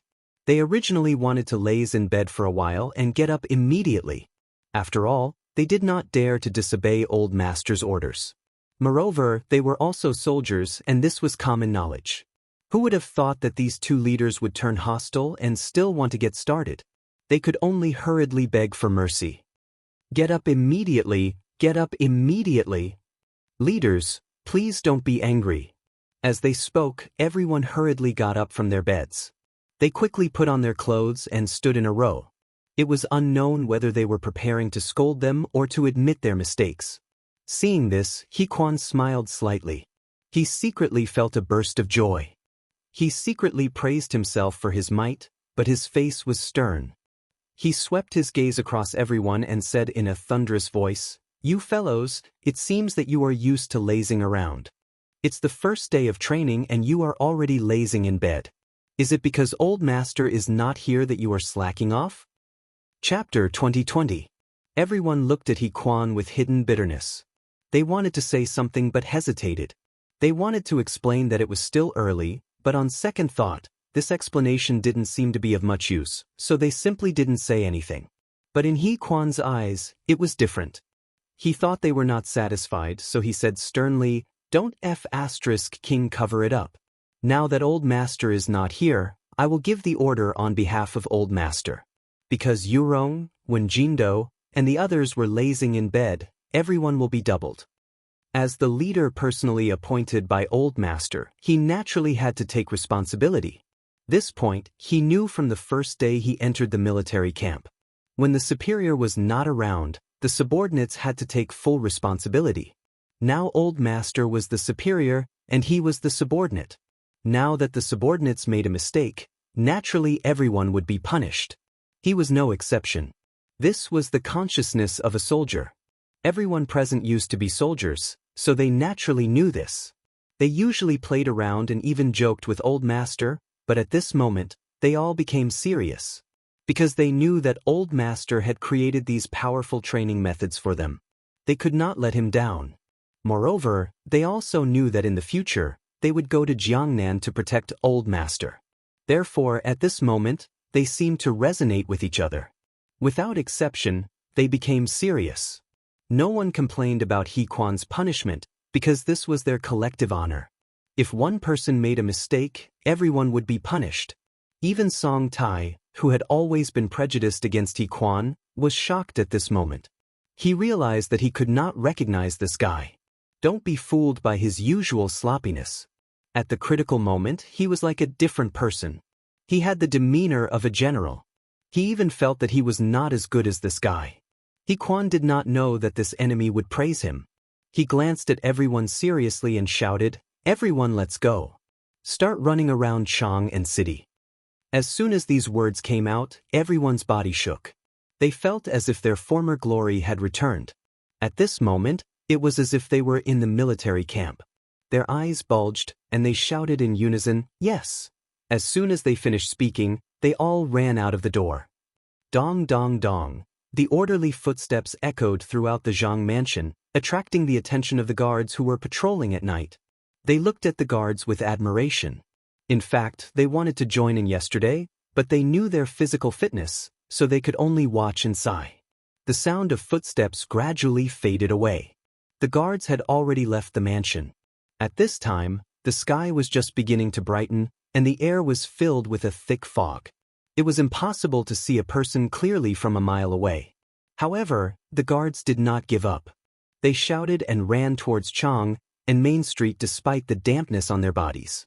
121. His voice was loud and clear, spreading to the depths of Chang and Avenue. It was unknown whether the sound was magical or not, but as soon as it spread, many people on the streets of Chang and turned on their lights. After a while, wooden doors were pulled open, and many people came out of their houses. Some of them were carrying carts, and some were pushing carts. They were the people of Chang, and who were doing business. Among them were peddlers like Huzi and Juzi. As soon as they stepped out of the door, they all looked towards the direction of the roar as if they had agreed to do so. However, the fog was too thick and they couldn't see anything. They could only vaguely hear the roar, which confused them. They looked at each other and started to discuss spiritedly. "Where is this sound coming from? Why are you still shouting? Who the hell knows?" But looking at the direction, it seems to be coming from the Zhang mansion. "Don't worry so much. Isn't it good to have this sound?" Everyone woke up early. In another 15 minutes, the fog will disperse. Right now, going to grab a good spot to set up a stall is the most important thing. What's the use of discussing that sound? These words instantly reminded everyone. They nodded and hurriedly picked up the carts on the ground. Some women pulled their women, some children pulled their children, and they walked towards the stall they had their eyes on. The men moved the chairs, and the children helped set up the tents. Sometimes, the large men at the side would come over to help. Businessmen were like this. Today, I helped you, and tomorrow, you might help me. Especially the large men of Guangzhou. They emphasized simplicity. Only by helping each other could they develop in the long run. After a while, sheds were erected one after another. Right now, it was winter. The common people basically sold wontons, fermented glutinous rice, steamed buns, and other things with hot soup. These large men were not an exception. Once the sheds were set up, they started to boil the soup. As they did so, they shouted. Although there weren't many passers-by on the road, they were already used to this kind of method. They would make a name for themselves early on so that the returning customers would know that they had opened a stall. There was another point, and that was if there were people not far away, it was very likely that they were from the Zhang residents. As long as they heard their voices, these people might come over later. The fog slowly dissipated, and the chants not far away grew louder. This caused Hu Zi to become alert because he knew that business was about to come. He didn't have a shed, so he could only carry the carts and shout, "Fermented glutinous rice, fermented glutinous rice." Chapter 2021. Hu Wazi, how dare you steal business from Lao Tzu? It was a big man who spoke. He and Hu Zi were from the same village. According to seniority, Hu Zi had to call him uncle. They often went out to sell food together, but coincidentally, they both sold fermented glutinous rice. So they made an agreement that one of them would set up the stall, and the other would take the responsibility to sell fermented glutinous rice separately. Hu Zi was young, so he was undoubtedly the one who took the responsibility. But this guy actually sold fermented glutinous rice in front of his uncle? Wasn't this a bad business? How could he agree? Hu Zi seemed to know the taboo, so he smiled innocently and said, "Second uncle, I'm sorry. I'll go over there to sell." While speaking, he ran to the opposite side, but his eyes were still fixed on the source of the sound, because he heard that there seemed to be a lot of people who made the sound. If second uncle didn't have enough fermented glutinous rice later, he would go and sell it. As he was thinking, a group of people came into his sight. They were a group of big men with bulging muscles and fierce eyes. If it weren't for the fact that this was Chang and City, he would have run away. This group of guys was too tall and intimidating. However, he was not worried at all, because he saw that these guys' clothes were printed with a big Zhang character. They were indeed people from Zhang Mansion. He was wild with joy and hurried to greet them with the cart. "Gentlemen, please give me a bowl of fermented glutinous rice." He didn't care at all why these guys were running here early in the morning. He was carrying steel plates on his back and sandbags on his feet. What he cared about most at the moment was to make these guys buy his fermented glutinous rice. The surrounding people who sold steamed buns, wontons, and fermented glutinous rice were a little unhappy when they saw the situation, especially second uncle, who secretly scolded Hu Zi for being unfilial and selling fermented glutinous rice. Although they despised Hu Zi a million times in their hearts, they also knew that this was their source of income, so they kept shouting at He Quan and the others. "Sir, fermented glutinous rice, the best fermented glutinous rice, steamed buns, one is worth two. Sir, come and have a look." No matter how loud the crowd's voices were, He Quan didn't seem to be too interested. He just glanced at them. However, the people behind him couldn't stand it anymore. Looking at the white steamed buns and scalding wontons, their saliva was about to drip out. However, without the boss's permission, they didn't dare to go up. They were enforcing military discipline now. If they weren't careful, they might be punished again. Song Tai actually had the same thoughts as everyone else. He also wanted to go up and get some fermented rice wine. After all, they hadn't eaten for a whole night. Besides, they had been running for so long. Everyone's stomachs were already shriveled. If it was a normal day, he would have already gone up and drank it. However, it was the training period now. Old Master had just appointed the training plan. As the second in command of the team, he naturally couldn't take the lead and commit a crime. Besides, he was very impressed with He Quan this morning. When Hu Zi saw that these guys were unmoved, he had an idea. He quickly opened the jar, and the aroma of fermented glutinous rice instantly spread out. The whole street could clearly smell it. When the guards smelled the aroma, they didn't feel good. They were already hungry. Now that Wuxia deliberately opened the lid of the fermented glutinous rice wine, they immediately felt their legs go soft. However, without the boss's permission, even if they were hungry, they didn't dare to stop.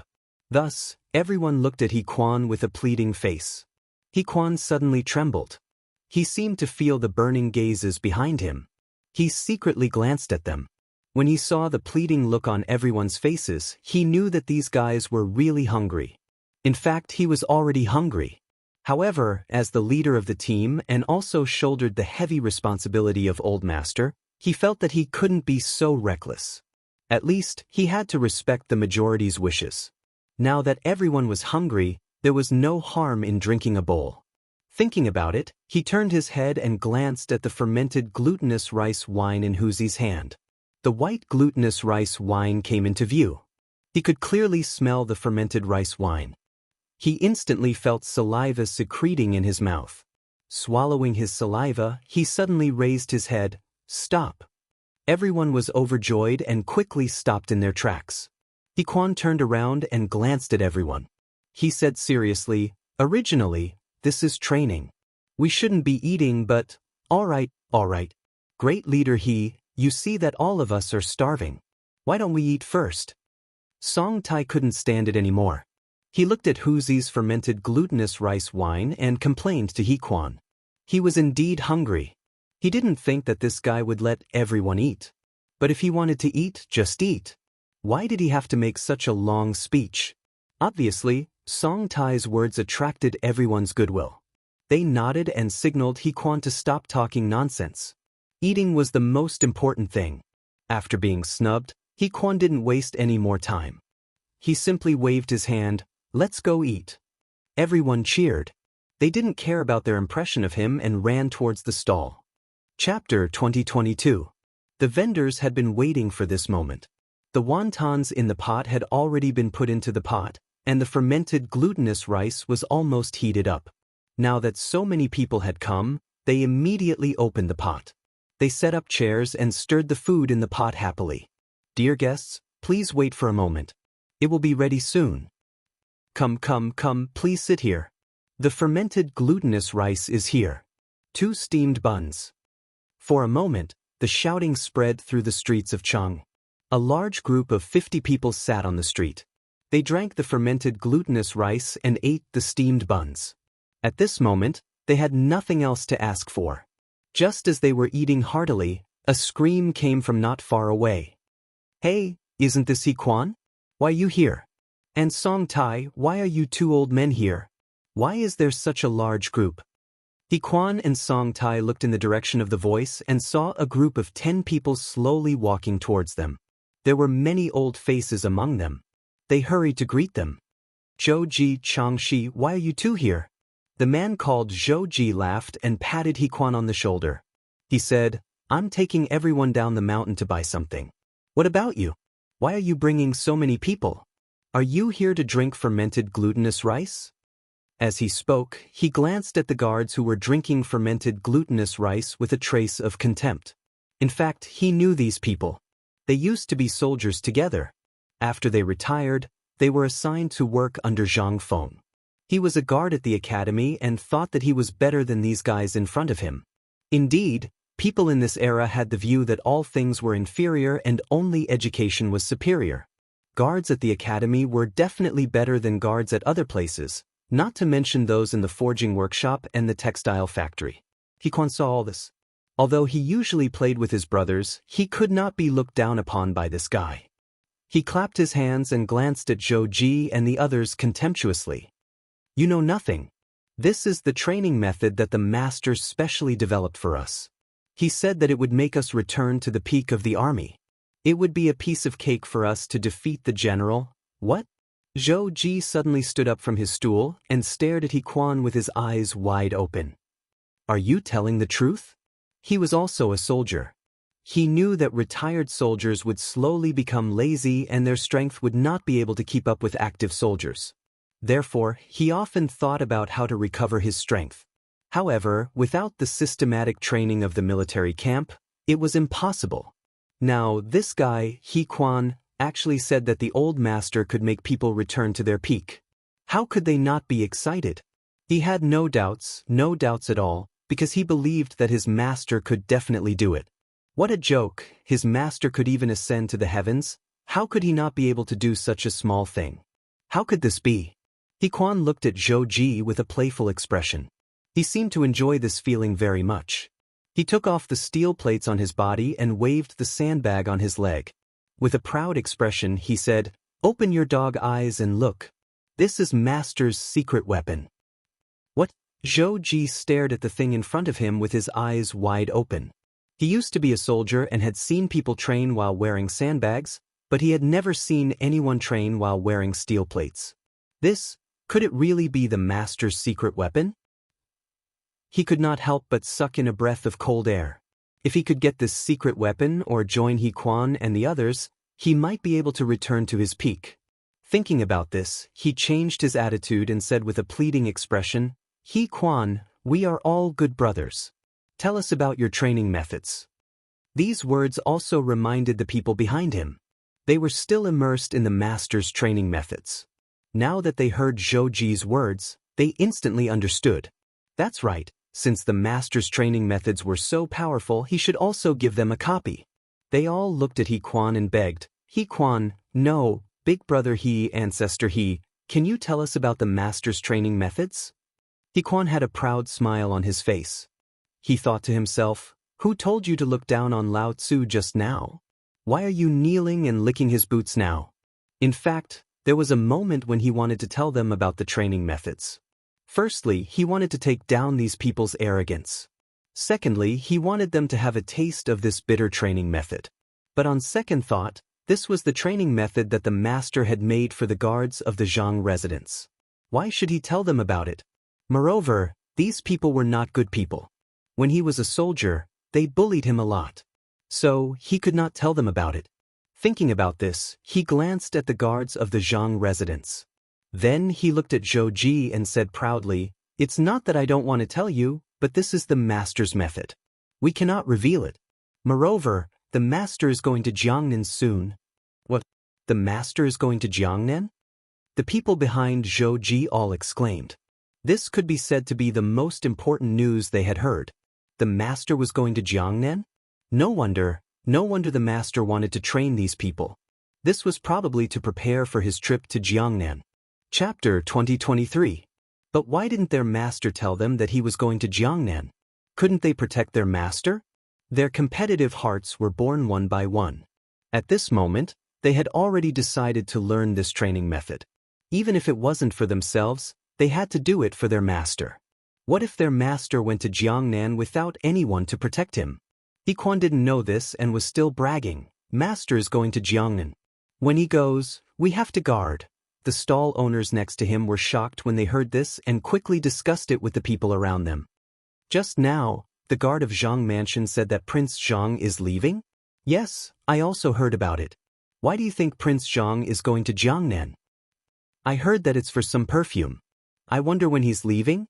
As they spoke, everyone once again looked at He Quan, because they knew that the news that the guards of the Zhang Mansion could send out would definitely not be wrong. Young Master Zhang's departure was definitely a piece of heavy news. Sure enough, He Quan spoke with assurance again. Master said that he will leave by the end of the year at the latest. This time, not only did Zhou Ji and the others exclaim, but the surrounding vendors also couldn't sit still. This was because young Master Zhang had done them a great favor before. It could even be said that he was their second parent. Many of the people present had become rich because of young Master Zhang, and some had become rich because of young Master Zhang's craftsmanship. Now that they heard that young Master Zhang was leaving, the first thing they wanted to do was to see him. Thinking of this, the stall owners hurriedly began to pack up their chairs without waiting for He Quan and the others to finish eating. This caused the group of guards to be dumbfounded. They hurriedly asked, "We haven't finished eating yet. Why are you packing up?" The vendor hurriedly packed up his stall and said without turning his head, "I'm going to see young Master Zhang." The guards were even more confused and asked again, "Why do you want to see our master?" "Prince Zhang is leaving. If you don't see him, you won't be able to make it." The stall owner was a little impatient. As he packed up, he urged the guards, "Hurry up and leave. I won't charge you today." As they spoke, the peddlers packed up their furniture, supported each other, and ran to Zhang Mansion in 2s and 3s. The guards were dumbfounded. Just now, they said that the master was leaving, but they didn't say that he was leaving now. Did these guys need to be in such a hurry? However, this might be a good thing. At least it showed the importance of the old master in the hearts of the people of Chang. Once they heard that he was leaving, they all went to visit him. He Quan didn't care about this. He was still thinking about training. He glanced at everyone and said, "Line up and continue training." After that, he looked at Zhou Ji and sneered, "Do you still want to follow us?" Initially, Zhou Ji wanted to follow He Quan. However, after hearing what He Quan said, he immediately changed his mind. If he followed this guy, he would lose face. It was better to look for master and join the training as soon as possible. Also, he had to inform some of the forging workshops and textile factories to come over. Thinking of this, he casually replied, "No, next time." With that, he turned around and left. He Quan glanced at Zhou Ji's back and turned to look at everyone. "Continue with the training. Let's run." As soon as he finished speaking, everyone started to move forward again. At this moment, a sedan chair swayed over. The curtain of the sedan chair was pulled open and a middle-aged man stuck his head out. It was Zhang Sun Wuji, who was preparing to go to court. He glanced at the group in the distance and said to the servant, "What were those people shouting just now? Also, who are they?" The servant frowned slightly and glanced into the distance.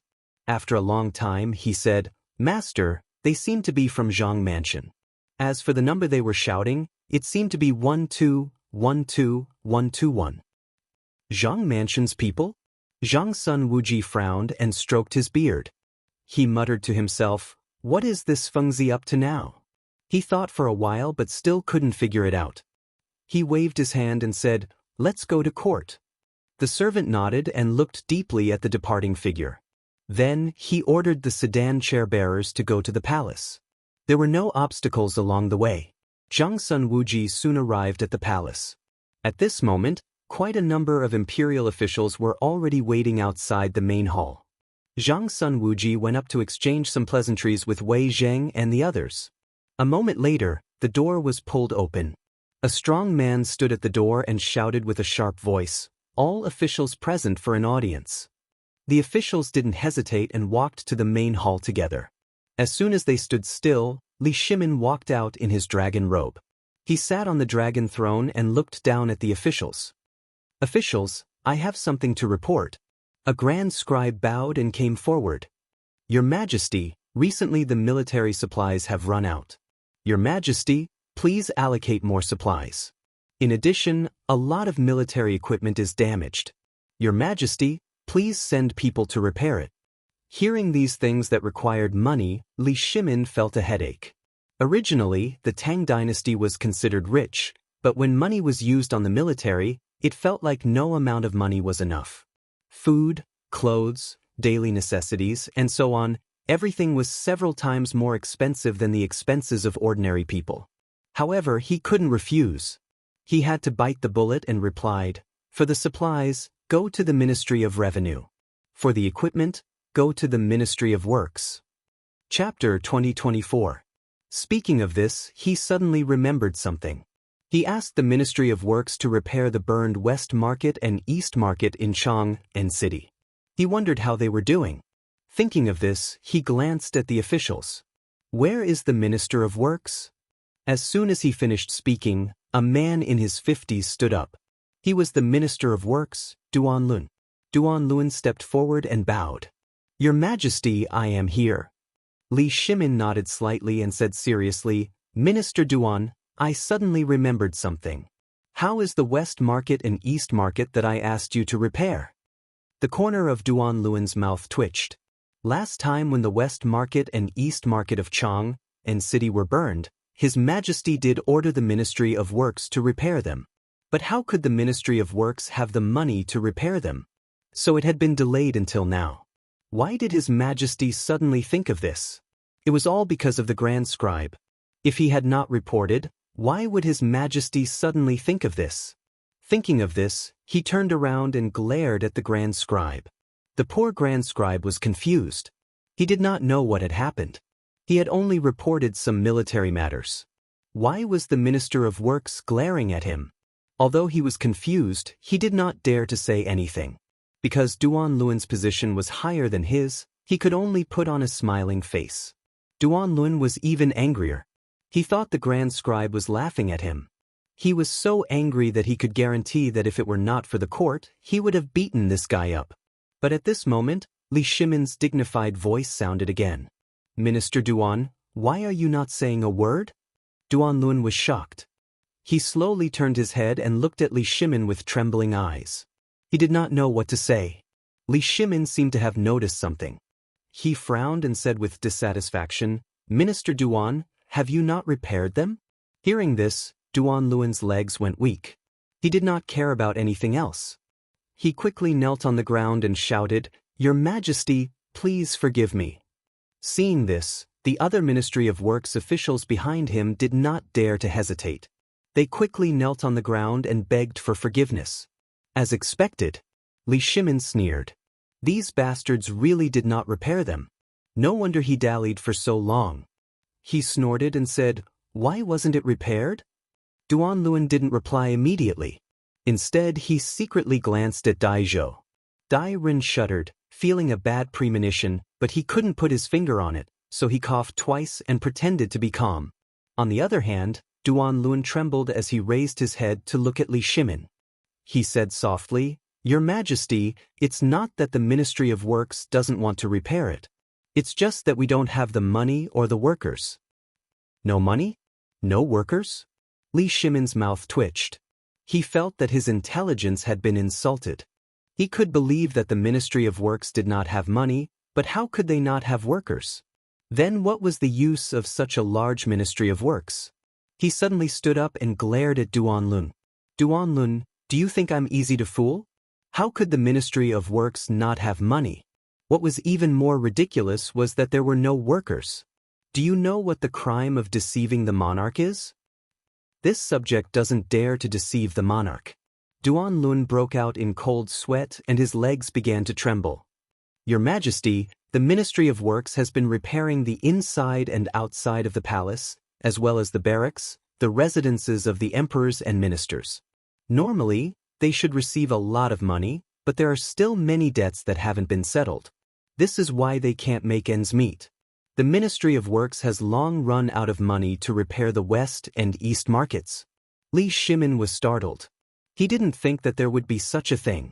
Indeed, other than repairing the inside and outside of the palace, the Ministry of Works would also repair the barracks for the ministers. This way, they could earn some money and wouldn't empty the national treasury. The wages of the Ministry of Works workers would also increase. But he didn't think that the Ministry of Works still had debts that hadn't been collected. If that was the case, did he blame this fellow wrongly? He deliberately coughed twice to cover up his embarrassment and said, Then why didn't you borrow money from the Minister of Revenue, Dai Zhou? Here it came. Dai Zhou trembled and felt a chill run down his spine. He faintly remembered something. Duan Luan had once come to him to borrow money, but he didn't lend him any. Now that the emperor suddenly asked, this old fellow wouldn't reveal it, right? No wonder this old fellow looked at him strangely just now. So it was here. With that thought, he narrowed his eyes and turned to look at Duan Luan. Duan Luan spoke again. Your Majesty, this subject went to Minister Dai last time, but Minister Dai said that he didn't have any money. Li Shimin frowned slightly and turned to look at Dai Zhou. He asked with a puzzled expression, Beloved official Dai, the Ministry of Revenue doesn't have any money? Dai Zhou was slightly taken aback and hurriedly stepped forward. He bowed and said, Your Majesty, it's not that this subject doesn't want to lend money to Minister Duan, but the Ministry of Revenue doesn't have much savings. Moreover, Minister Duan didn't explain clearly last time, so this subject thought that he was joking. So, as he spoke, he smiled awkwardly. This subject is also powerless. Hearing this, Li Shimin understood. Duan Luan probably really didn't have any extra money, so he went to borrow money from Dai Zhou. Dai Zhou didn't lend him money for various reasons. It could be that he didn't have enough money, or he deliberately didn't lend him money. But none of this was important. Since Dai Zhou didn't lend him money, he naturally had his own reasons. Chapter 2025. But the burned West Market and East Market still needed to be repaired. Thinking about this, Li Shimin looked at Duan Luan and Dai Zhou and said seriously, I don't care if you have money or not, but the West Market and East Market still need to be repaired. You two have to figure it out yourselves. After that, he glanced at the officials. Is there anything else you want to report? If not, you can leave now. The officials looked at each other and stepped forward as if they had reached some kind of agreement. Farewell, Your Majesty. Li Shimin nodded and left. The officials got up and prepared to leave the palace one after another, especially Dai Zhou. He wanted to slip away as soon as he got up because His Majesty just asked him and Duan Lun to repair the West Market and East Market together. This was a joke.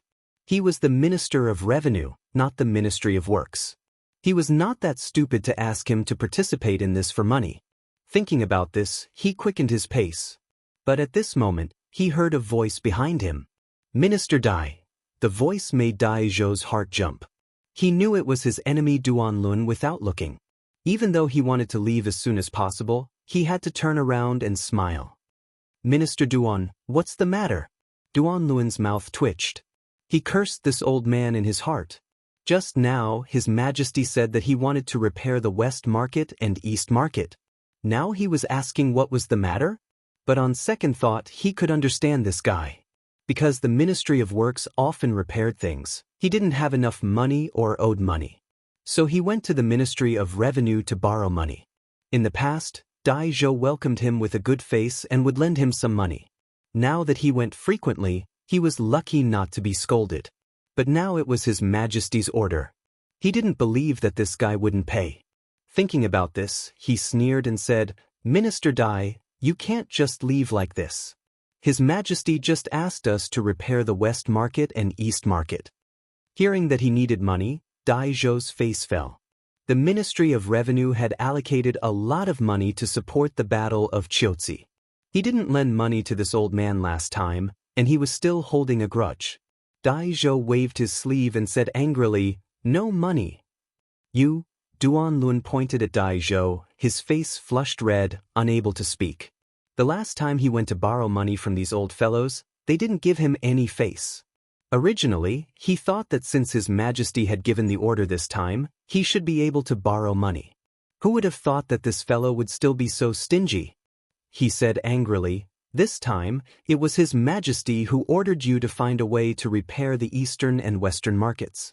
Are you not going to listen to His Majesty's words? Of course, Your Majesty's words must be obeyed. Dai Ren cupped his hands in the direction of the palace. Then, he looked at Duan Luan and snorted coldly, Do you think that money is dirt? You can have as much as you want. My Ministry of Revenue also needs to make a living. Where would I get the money to give you? There was nothing wrong with this statement, but it sounded different in Duan Luan's ears. This was because the last time they went to borrow money from Dai Zhou, not only did they not succeed, but they also got snubbed. In addition, the relationship between the two of them was not very good. They were the kind of enemies. When he heard this, Duan Luan felt that the other party was targeting him.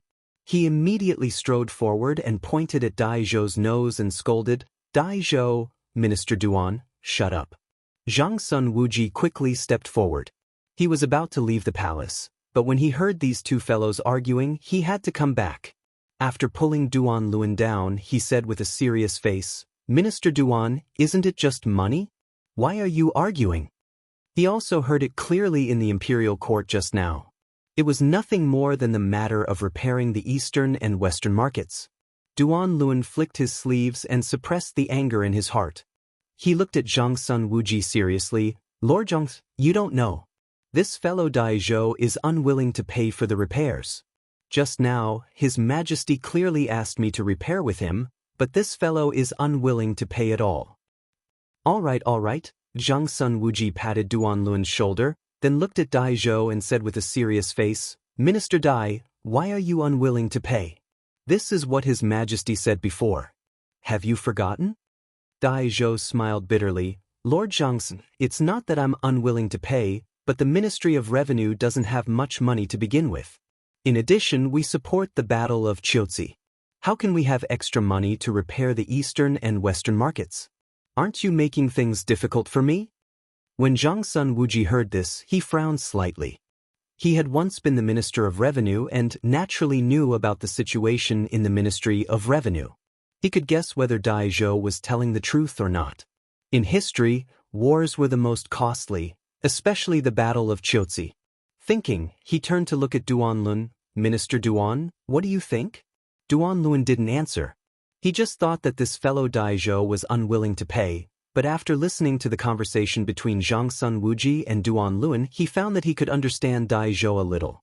However, understanding was one thing. The eastern and western markets still needed to be repaired. After all, this was His Majesty's order, and he didn't dare to disobey. After thinking about it, he cupped his hands and said, Lord Zhang, I was wrong just now, but the repairs of the eastern and western markets were ordered by His Majesty. This official doesn't dare to disobey. Chapter 2026. Zhang Sun Wuji smiled bitterly. He was a little regretful now. Why did he jump out to be the peacemaker? Not only did he not get any benefits, but he also got himself into trouble. Duanlun had no money to repair the east and west city, and neither did Dai Zhou. He couldn't possibly pay for it, right? While he was distressed, a figure popped up in his mind. Fengzi? Fengzi had a big family and business, and there were so many students in the academy. Maybe he could take on this job. Besides, there was no harm in this job. It could also be a good practice for the students. Thinking of this, he glanced at the two and said with a smile, You two don't have to worry. One of you can solve the crisis of the East and West City. Dai Zhou and Duanlun said in unison. Now the two of them were basically grasshoppers tied to the same rope. They were bound together for good or ill. Naturally, they were looking forward to it. Zhang Sun Wuji was very satisfied with their reaction. He smiled and said, Zhang Feng. Zhang Feng? Duanlun frowned slightly. He was a little confused. How could Zhang Feng solve the crisis of the East and West City? But soon he understood something. Zhang Feng had the academy, and there were a lot of students in the academy. Before entering the academy, Zhang Feng had promised these students that if they didn't have a good job in the future, they could enter the Ministry of Works or the Ministry of Revenue. Moreover, this guy had a big family business. If Zhang Feng was willing to help, then the East and West City could be repaired immediately. Dai Zhou naturally understood. Zhang Feng didn't dare to say anything else, but he had a lot of money. If he was willing to take out a little money, then the repair of the East and West City could be immediately filled. But how could this guy be willing to take out the money? He turned to look at Zhang Sun Wuji and said with a puzzled face, Lord Zhangsun, you are right. But how could Zhang Feng be willing to take out the money? Duanlun nodded. He had the same feeling. Wasn't it a fool's dream to ask someone to take out the money for no reason? Zhang Sun Wuji smiled. Although these two old fellows were slick and sly when it came to officialdom, why were they suddenly enlightened at this time? He glanced at the two of them and said mysteriously, The academy? Doesn't he have students? Duanlun instantly understood something. Zhang Feng had promised his students that they could enter the Ministry of Revenue or the Ministry of Works after they graduated. And now, he was the Minister of Works. If he were to negotiate with Zhang Feng, wouldn't it be a piece of cake? He smiled proudly and said, Thank you, Lord Zhangsun, for your guidance. I will go and find Zhang Feng now. With that, he strode out of the door. Dai Zhou? What Dai Zhou? They already had Zhang Feng. What use would a mere Dai Zhou have? Wasn't this guy in charge of the Ministry of Revenue? As long as he had Zhang Feng's money, Dai Zhou's money was not important. Besides, this old man had no money. While thinking, Duanlun's steps became more presumptuous. But Dai Zhou was not happy. His Majesty had already given the order. Why did this guy run away? He could not let this guy take all the benefits alone. He said to Zhang Sun Wuji and hurriedly followed Duanlun's footsteps. Looking at Duanlun and Dai Zhou's backs, Zhang Sun Wuji felt a little regretful. He felt that he had cheated Fengzi. The renovation of the East and West market was a matter for the Ministry of Works and the Ministry of Revenue. How could they drag Fengzi into this? But this was not a bad thing. Fengzi was just giving some money. He hoped that these two fellows would not expose him when they went to Fengzi. Otherwise, he would become a sinner. Fengzi, the old man did this for your own good. Please forgive him. After comforting himself, Zhang Sun Wuji walked to the imperial study. They did not speak along the way. Soon, they arrived at the imperial study. Zhang Sun Wuji walked straight in. He saw Li Shimin sitting on the dragon throne and reviewing memorials. He even held a cigarette but in one hand. He looked very comfortable. Zhang Sun Wuji hurriedly stepped forward and cupped his hands. Your Majesty. Li Shimin put down the memorials and glanced at Zhang Sun Wuji. He said lightly, "Get up." Then, he seemed to have thought of something and asked, "How is the matter between Dai Zhou and Duan Lun going?" Zhang Sun Wuji's mouth twitched. He did not know how to answer. Just now, it was his idea to let these two fellows find Madman. If Erlang knew, would he be angry? Just as he was thinking, Li Shimin's voice sounded again. Why aren't you saying anything? Could it be that those two fellows have not solved the problem in the East and West Market? Zhang Sun Wuji replied subconsciously. But as soon as he said it, he regretted it. He was worried that if he continued, His Majesty would be unhappy. But he had already said half of what he wanted to say. If he did not continue, he would seem guilty. He could only bite the bullet and continue. Just now, Dai Zhou and Duan Lun were arguing endlessly. I gave them an idea. Speaking of this, his face was a little red. Let them go to Fengzi. Go to Fengzi? Li Shimin frowned slightly. This was a matter between the Ministry of Revenue and the Ministry of Works. Why go to Fengzi? And this fellow, why did he give Duan Lun and Dai Zhou ideas? He asked in confusion, why did you urge Dai Zhou and Duan Lun to go to Fengzi? Chapter 2027. Zhang Sun Wuji smiled awkwardly. Just now, Dai Zhou said that the Ministry of Revenue didn't have much money to support the Battle of Chiotzi, and Duan Lun urgently needed money to repair the East and West Market, so I gave them this idea. Well, Li Shimin nodded slightly. He now understood that his brother-in-law wanted to cheat Fengzi. However, it didn't seem to be a bad thing. First, the officials of the imperial court would owe Fengzi a favor, and Fengzi's future as an official would be much easier. Second, there were many students in Fengzi's academy, and it was time for them to gain experience. As for the money to repair the East and West Market, it was not worth mentioning to Fengzi at all. Instead, he could earn a favor. It was a good deal.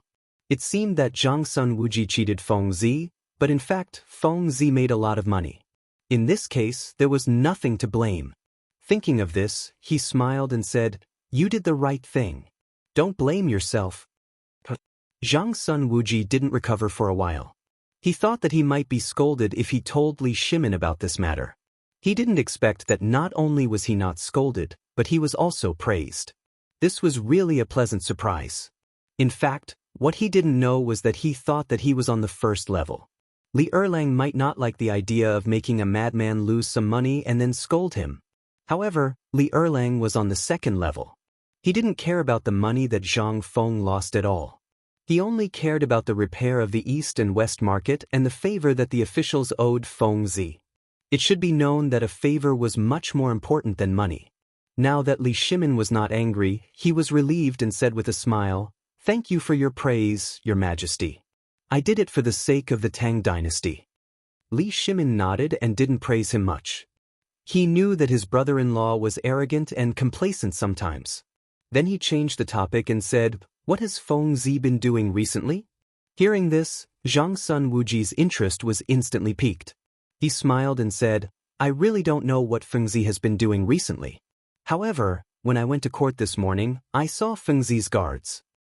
Oh, Li Shimin put down his cigarette and looked at Zhang Sun Wuji with interest. What are his guards doing?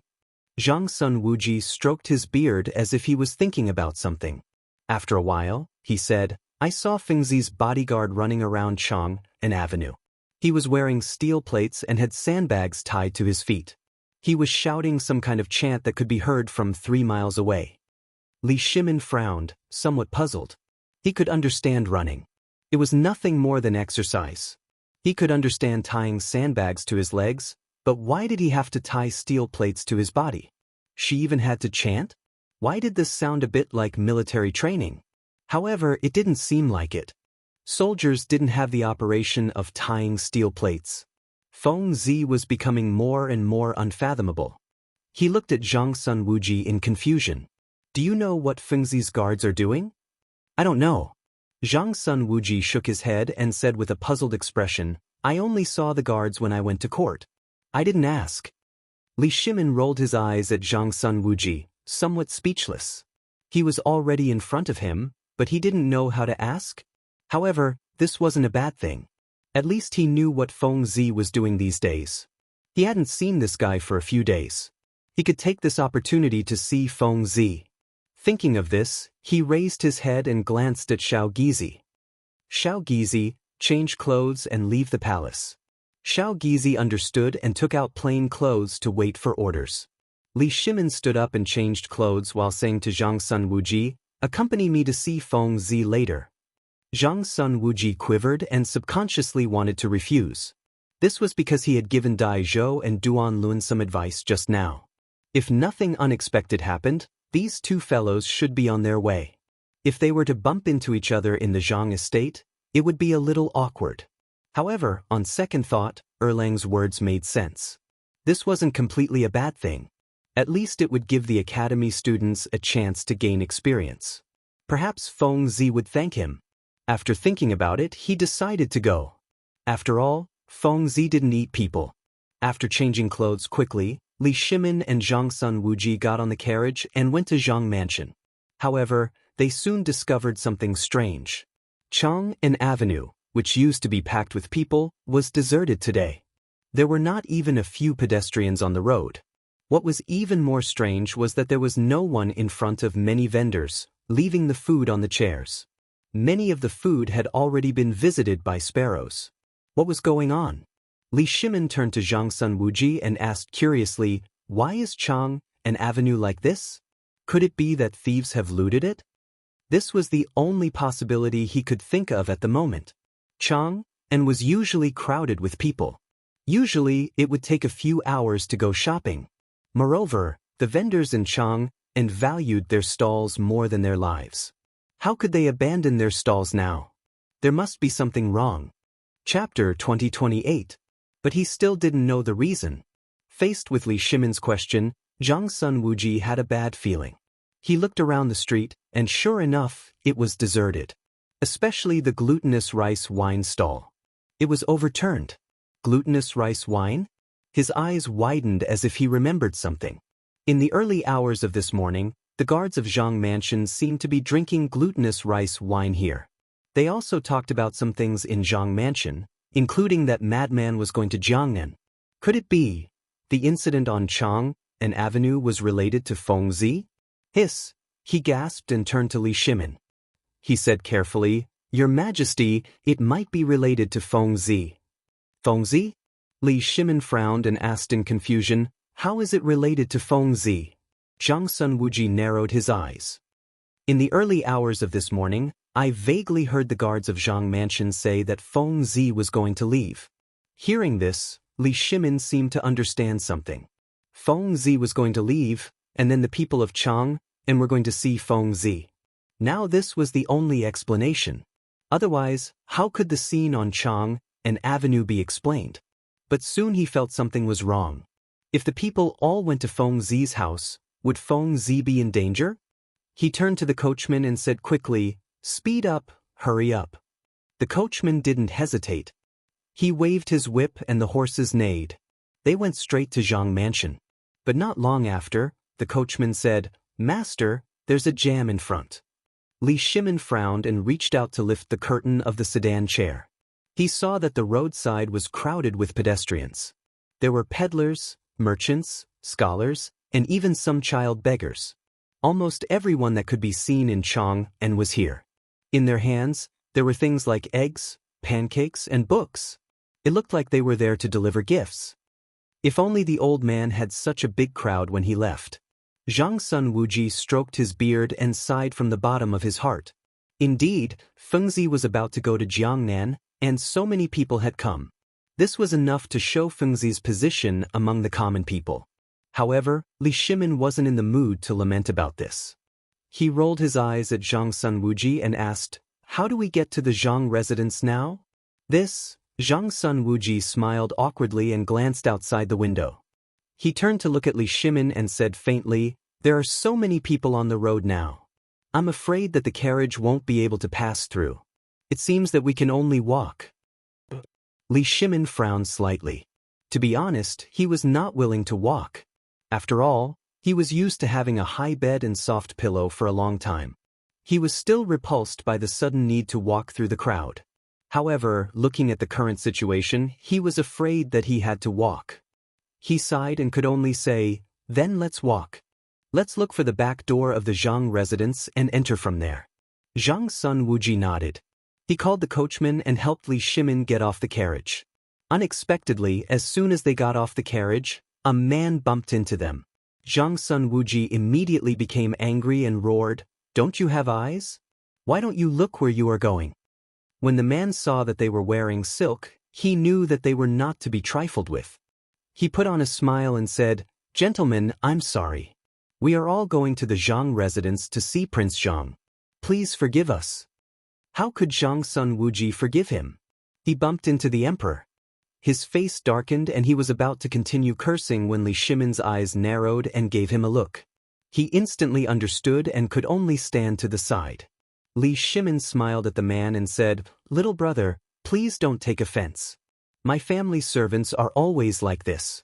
Did you just say that you were going to the Zhang residence to see Prince Zhang?" When the man saw Li Shimin's words and actions, he knew that this was the real deal. He didn't waste any words and cupped his hands and said with a smile, "Master, you must be joking. This humble one is only a businessman. How could I dare to forgive you? However, since you mentioned Prince Zhang, then I will talk with you." When he said this, he couldn't help but look proud. Previously, this humble one's family was just a poor man. However, ever since Prince Zhang announced the method of braising meat, I began to imitate it. My life slowly improved and now I can be considered wealthy. I can sell my meat for 5 coins a day. However, when I heard that Prince Zhang was leaving, my heart felt like it was being cut by a knife. Thus, I brought 2 caddies of braised meat to see Prince Zhang. As he spoke, the man raised the braised meat in his hand and smiled. "I presume that you are also here to see Prince Zhang?" Yes. Li Shimin smiled awkwardly. It was true that they were here to see Feng Zi, but other people were either carrying eggs or braised meat. He didn't have anything. It felt like he was here to freeload. The man also felt that something was wrong. He glanced at Li Shimin and saw that he didn't have anything in his hands. He cast a look of disdain and left. "Master, what should we do now?" Zhang Sun Wuji came up and looked at Li Shimin helplessly. Li Shimin rolled his eyes at Zhang Sun Wuji and said, "Go to the back door." As he spoke, he walked towards another path. Zhang Sun Wuji hurriedly followed behind. However, they didn't expect that the other path was also packed with people. However, compared to the main entrance, this path was slightly better. There were fewer people. Chapter 2029. Li Shimin saw that there was no other way and rushed into the crowd without saying anything. Zhang Sun Wuji did not dare to delay and rushed forward to make a path for his brother-in-law.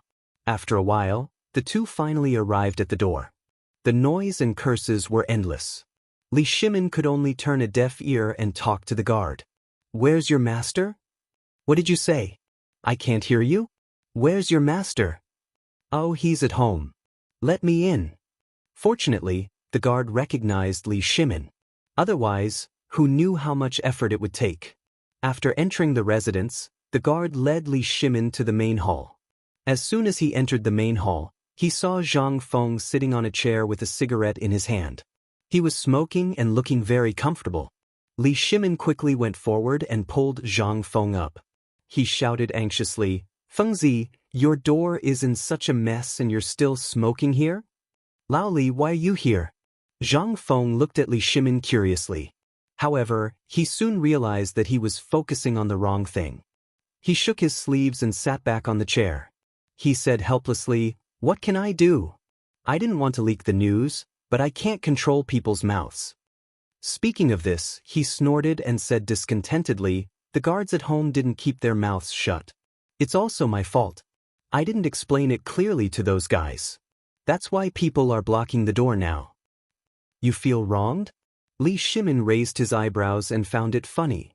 So many people came to see you. This is such a great honor. You're still throwing a tantrum? Yes, you don't know how lucky you are. Zhang Sun Wuji snorted and looked at Zhang Feng with dissatisfaction. On what basis? Why did this kid have so many people sending him to Jiangnan? Why didn't anyone send him when he went to other places to take up his post? It's fine if they sent him, but why did this kid hide in the main hall and refuse to see anyone? He was a classic example of someone who didn't know how to appreciate good intentions. Looking at their cold gazes, Zhang Feng couldn't stand it anymore. He quickly got up and helped them sit down before saying, "You don't have to be jealous of me." "Who the hell is jealous of you?" Zhang Sun Wuji almost jumped up. Fortunately, Li Shimin quickly held him down. Otherwise, this guy would have definitely started a fight with Zhang Feng. I'm not jealous, okay? Zhang Feng rolled his eyes at Zhang Sun Wuji. Then he glanced at the door and said faintly, "Of course, I know that the commoners are here to see me.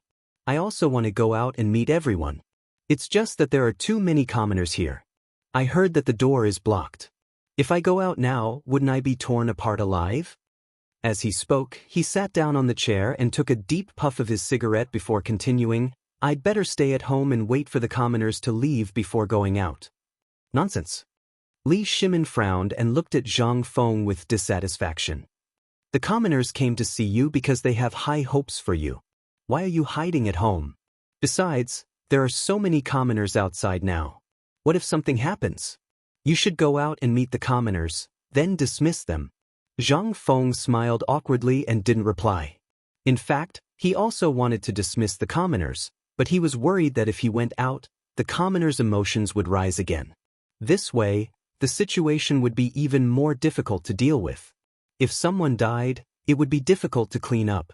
However, if he didn't go out, the commoners would continue to gather at the door. After thinking about it, he decided to go out. After making up his mind, he looked at Li Shimin. "You're right. I can only solve this if I go out." As he spoke, he stood up and walked to the front yard. The servant at the door was holding the door. When he saw the master, he quickly said, "Master, the commoners want to come in. What do we do now?" Du Ziding was also very anxious. "Master, the area is completely blocked. Why don't you?" Zhang Feng waved his hand to tell Du Ziding to stop. He then looked at the servant. "Open the door. I'll go out and take a look." "Master, it might be dangerous to go out now. There are so many commoners." Du Ziding looked worriedly at Zhang Feng. Normally, it was a good thing that the commoners came to see the master. However, when there were too many people, it became a bad thing because no one knew what kind of danger would occur. "Don't worry." Zhang Feng didn't care. He smiled. "It's a good thing that the commoners came to see me. I can't let the commoners feel disappointed." Du Ziding nodded. He knew the relationship between the two. The commoners coming to see the master meant that they loved the master. It would be inappropriate if they didn't go out. However, there were too many people going out. If there was danger, it would be over. He glanced at the servants. "Later, open the door and protect the master. Remember, don't leave his side." The servants all nodded. Du Ziding was relieved. He waved his hand to open the door. As the main door was opened, a series of screams could be heard coming in. "Prince Zhang, we're here to see you." "Prince Zhang." Du Ziding hesitated. He turned his head to look at Zhang Feng. Zhang Feng didn't care. He waved his hand to open the door. Chapter 2030. When the door was fully opened, a sea of people came into view. Many common people and businessmen were holding all kinds of things in their hands, such as eggs, braised meat, silk, and so on. They stood at the door together. Some of them could not stand anymore, so they climbed on the stone lions in front of the mansion. Some children climbed directly on the locust trees, like monkeys looking at the sea. When they saw the person they missed coming out, they immediately lost control of their emotions and kept shouting, "Prince Zhang, I'm Huzi. You drank my family's fermented glutinous rice before. This time, we heard that you were leaving, so we came to see you." "President Zhang, I heard that you were leaving, so I specially brought my 30-year-old cured meat to give to you." "Prince Zhang, I brought you braised meat. You must accept it." Everyone carried their gifts and kept squeezing in front of Zhang Feng. For a moment, the whole street was blocked. The people in front seemed to have been stepped on, and there were bursts of crying and shouting. Seeing this, Zhang Feng only felt a chill on his back. He did not expect the people of Chang and to be so crazy. He quickly waved his hand and shouted, "Everyone, stop." His words seemed to have magic power. As soon as they were heard, the crowd stopped restless, but there were still some people whispering, but it did not matter. Zhang Feng glanced at the crowd and said solemnly, "I know you value me. This time I'm going to Jiangnan to develop, but you don't have to worry, because I'm going to bring the prosperity of Chang and to Jiangnan. Good, good." Just as they were talking, a Buddhist chant came from the crowd. Zhang Feng frowned and was a little dissatisfied. He hated to be disturbed in the middle of a speech, especially by a monk. He opened his eyes wide, trying to find the speaker and ask for clarification. The crowd also cast sidelong glances and felt dissatisfied. Although the Tang Empire had always worshipped Buddha and the people were also in awe of Buddha, they were now listening to young Master Zhang's wise words. How could they allow a monk to disturb them? Not to mention that young Master Zhang was about to leave, and they might not be able to hear these wise words in the future. Thinking of this, a ball of nameless anger seemed to ignite in the hearts of the people, and they were determined to find the troublemaker. But at this moment, that voice rang out again. "Everyone says that Prince Zhang is a very kind person. Now that I've met you in person, it's true that your reputation is not as good as your appearance." Excellent. Hearing this, Zhang Feng was a little confused. He couldn't tell if the other party was praising him or insulting him. Just as he was about to ask, he saw a man in a yellow monk's robe walk out from the crowd. This man had 6 scars on his head. He had a benevolent face and his palms were clasped together. He looked like a Buddhist monk. "This is Master Xuanzang?" Someone seemed to have recognized the monk and exclaimed. With this exclamation, the whole place seemed to be in an uproar. They all looked at the man called Xuanzang. Soon, the people imitated Xuanzang. They clasped their palms together and chanted the name of Amitabha to Xuanzang. Their eyes were slowly filled with piety. Xuanzang seemed to be enjoying the crowd's attention. For a moment, he forgot about Zhang Feng and started chatting with the people about Buddhism. Seeing this, Zhang Feng finally understood. This guy was Tang Sanzang. But it would be more appropriate to call him Xuanzang. But why did this guy come to the entrance of Zhang Mansion? Also, what this guy said just now was a little confusing. What did he mean? Just as he was thinking, Du Ziding quietly came up. "Master, this Xuanzang is the monk chosen by His Majesty at the Water and Land Conference a few days ago. I heard that he's going to India to collect the Buddhist scriptures." Water and Land Conference?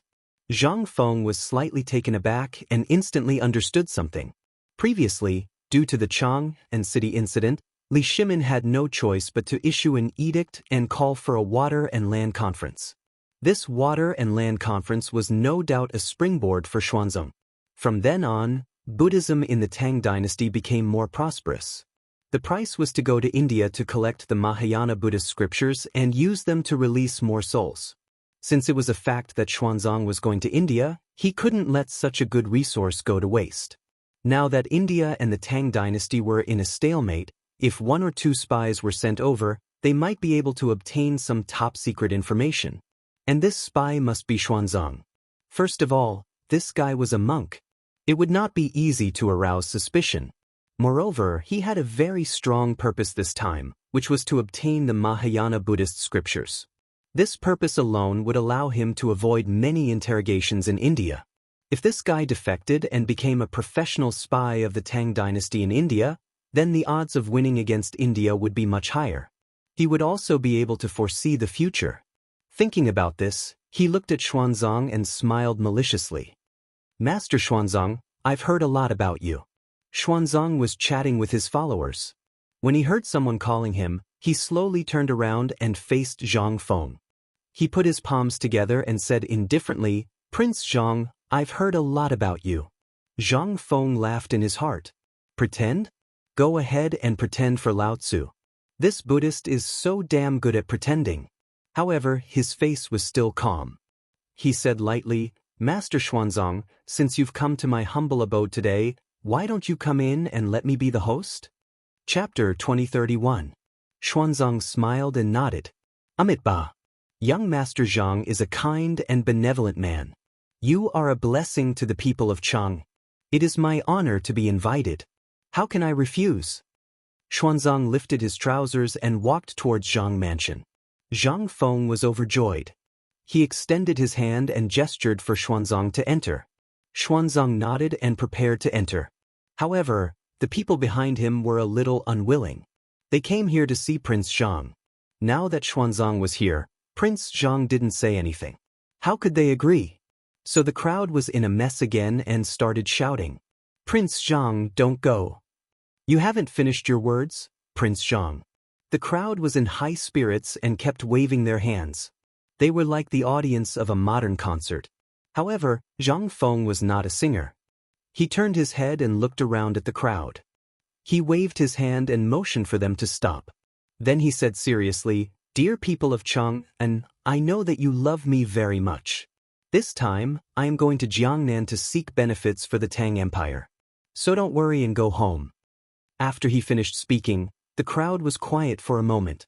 But soon they became restless again. Prince Zhang, accept my braised meat. Prince Zhang, I'm giving you fermented glutinous rice. I'm giving you eggs. The crowd raised the gifts in their hands and rushed to the front, as if they were afraid of being left behind. Everyone be quiet. Zhang Feng saw that the crowd was a little chaotic and quickly stopped them. Then he glanced at the crowd and said, I'll accept the gifts. Don't push so that people don't die. In fact, these gifts were dispensable to him. The key was that if the people gathered at the door for a long time, people would die. If he accepted the gifts, the people might leave. This way, the danger would be greatly reduced. This method was indeed effective. The commoners stopped their chaos and stood in their original positions in an orderly manner. Zhang Feng nodded in satisfaction. Then he looked at Du Ziting and said, Take me to collect the gifts. We have to record everyone's name, gift, and residence. Du Ziting nodded slightly. He knew that Old Master wanted to record the information of every citizen who gave gifts so that it would be convenient for him to help or return the gifts in the future. Old Master was like this. If someone treated him well, he would treat them well. After giving his orders, Zhang Feng led Xuanzang into the mansion. As soon as he stepped into the residence, Xuanzang couldn't keep his cool. White cotton was spread all over the front yard and there were many servants plucking the cotton. Although he had seen cotton-padded clothes before, he had never seen how cotton-padded clothes were made with his own eyes. He couldn't help but be curious. He walked forward and looked at Zhang Feng. He asked curiously, Prince Zhang, is this how cotton-padded clothes are made? Zhang Feng was overjoyed. No matter how knowledgeable you are in the future, you are still dumbfounded. However, he didn't pretend to be proud. Instead, he smiled and said, Yes, these are the cotton-padded clothes that are popular in Chang. What do you think, Master Xuanzang? Xuanzang nodded slightly and smiled. Almsgiver Zhang is kind and generous. I believe that Buddha will bless you for the good of the people. He had heard of Zhang Feng's reputation before and thought that he was a kind and talented person. Today, not only did his understanding of Zhang Feng completely change, he also believed that Zhang Feng was a person who loved and protected the people. Now, he only had respect for him. Of course, Zhang Feng didn't know this. He smiled and said, Master Xuanzang, you must be joking. Please come to the hall. With that, Zhang Feng led Xuanzang to the main hall. Xuanzang reluctantly looked at the cotton and followed Zhang Feng to the hall. As soon as he entered the hall, Xuanzang was stunned because he saw someone. It was Li Shimin. His mind was in a mess. Why is His Majesty here? Prince Zhang may have some reputation, but it shouldn't be enough for His Majesty to come here, right? Just as he was wondering, he realized something. His Majesty was wearing plain clothes? And Lord Zhang's son was also wearing plain clothes? Could it be that His Majesty was out in plain clothes? Was there something going on between Prince Zhang and His Majesty? Or did His Majesty come to see Prince Zhang in plain clothes? Or did Prince Zhang not know His Majesty's identity? He didn't dare to think about it and just made random guesses. However, the awkward side appeared. How could he greet His Majesty? If he directly addressed His Majesty, it would be a sin if he ruined His Majesty's plans. But if he didn't address His Majesty as His Majesty, it would be disrespectful. Just as he was confused, Li Shimin walked up and gave Xuanzang a look. He smiled and said, "You must be the famous Master Xuanzang in Chang'an?" When Xuanzang first came in, he was also shocked. Fortunately, this guy was stunned. Otherwise, he wouldn't know what to say. Xuanzang wasn't stupid. When he saw Li Shimin's look and words, he understood what was going on. He nodded and put his palms together. "I am Xuanzang. May I know who you are?" Chapter 2032. This was a classic case of asking the obvious. Both of them knew what was going on. Poor Zhang Feng didn't know anything and thought that this was the first time the two of them had met. He quickly stepped forward to introduce them. "Xuanzang, this is Master Li. He's a businessman. The one surnamed Sun is also a businessman." As he spoke, Zhang Feng waved for everyone to take a seat. Xuanzang sat down. He was now certain that Zhang Feng didn't know His Majesty's identity. He didn't even know Lord Jiangxuan's identity. But why did His Majesty come to Zhang Feng? And why did he hide his identity? Just as he was wondering, Zhang Feng spoke again. "Master Xuanzang, I heard that you hosted the Water and Land Conference last time?" Xuanzang paused and didn't immediately reply. He glanced at Li Shimin. Because the conference was hosted by him, he didn't dare to speak without his permission. Li Shimin also sensed Xuanzang's dilemma and gave him a reassuring look. Xuanzang relaxed and put his palms together. "Almsgiver Zhang, I did host the Water and Land Conference last time. What advice does Prince Zhang have for me?" "I can't say that I've taught you anything." Zhang Feng smiled and turned to Li Shimin. His face fell. "Lao Li, come with me and see if the tea is ready." "Tea?" Li Shimin paused. He had been sitting here for a long time and the tea hadn't been served. Why did Xuanzang want to see if the tea was ready? Besides, the tea was made by the maids. Why did he want him to see it? In an instant, he seemed to understand something. This kid must have something to say to him and wanted to go out on purpose. That should be it. Otherwise, why would he find such a clumsy excuse? Thinking of this, he still followed Zhang Feng out of the door. Xuanzang, on the other hand, was stunned. It was because Zhang Feng addressed Li Shimin as such. "Lao Li?" Without years of friendship, no one would call him that. But His Majesty didn't seem to care at all. Even Lord Jiangxun, who was usually the most protective of His Majesty, did not say a word? Strange, this was too strange. He felt like his head was in a mess. He wanted to ask Jiangxun Wuji who was in meditation, but he was afraid that he would say something wrong. He could only pray in his heart, "Amitabha, Buddha bless me." On the other hand, Zhang Feng led Li Shimin to a side room. Seeing that there was no one around, he carefully closed the door. "Fengzi, what are you doing? Why are you acting like a thief?" Li Shimin looked at Zhang Feng in confusion. "Don't be noisy." Zhang Feng turned to look at Li Shimin. Seeing that no one was around, he asked, "Lao Li, do you know who Xuanzang is?" Li Shimin was amused. What status could Xuanzang have? Isn't he just a monk? He's not just a monk. Zhang Feng stared at Li Shimin solemnly. Last time, he hosted the Water and Land Conference and was greatly appreciated by His Majesty. I heard that he's going to India to get the scriptures soon.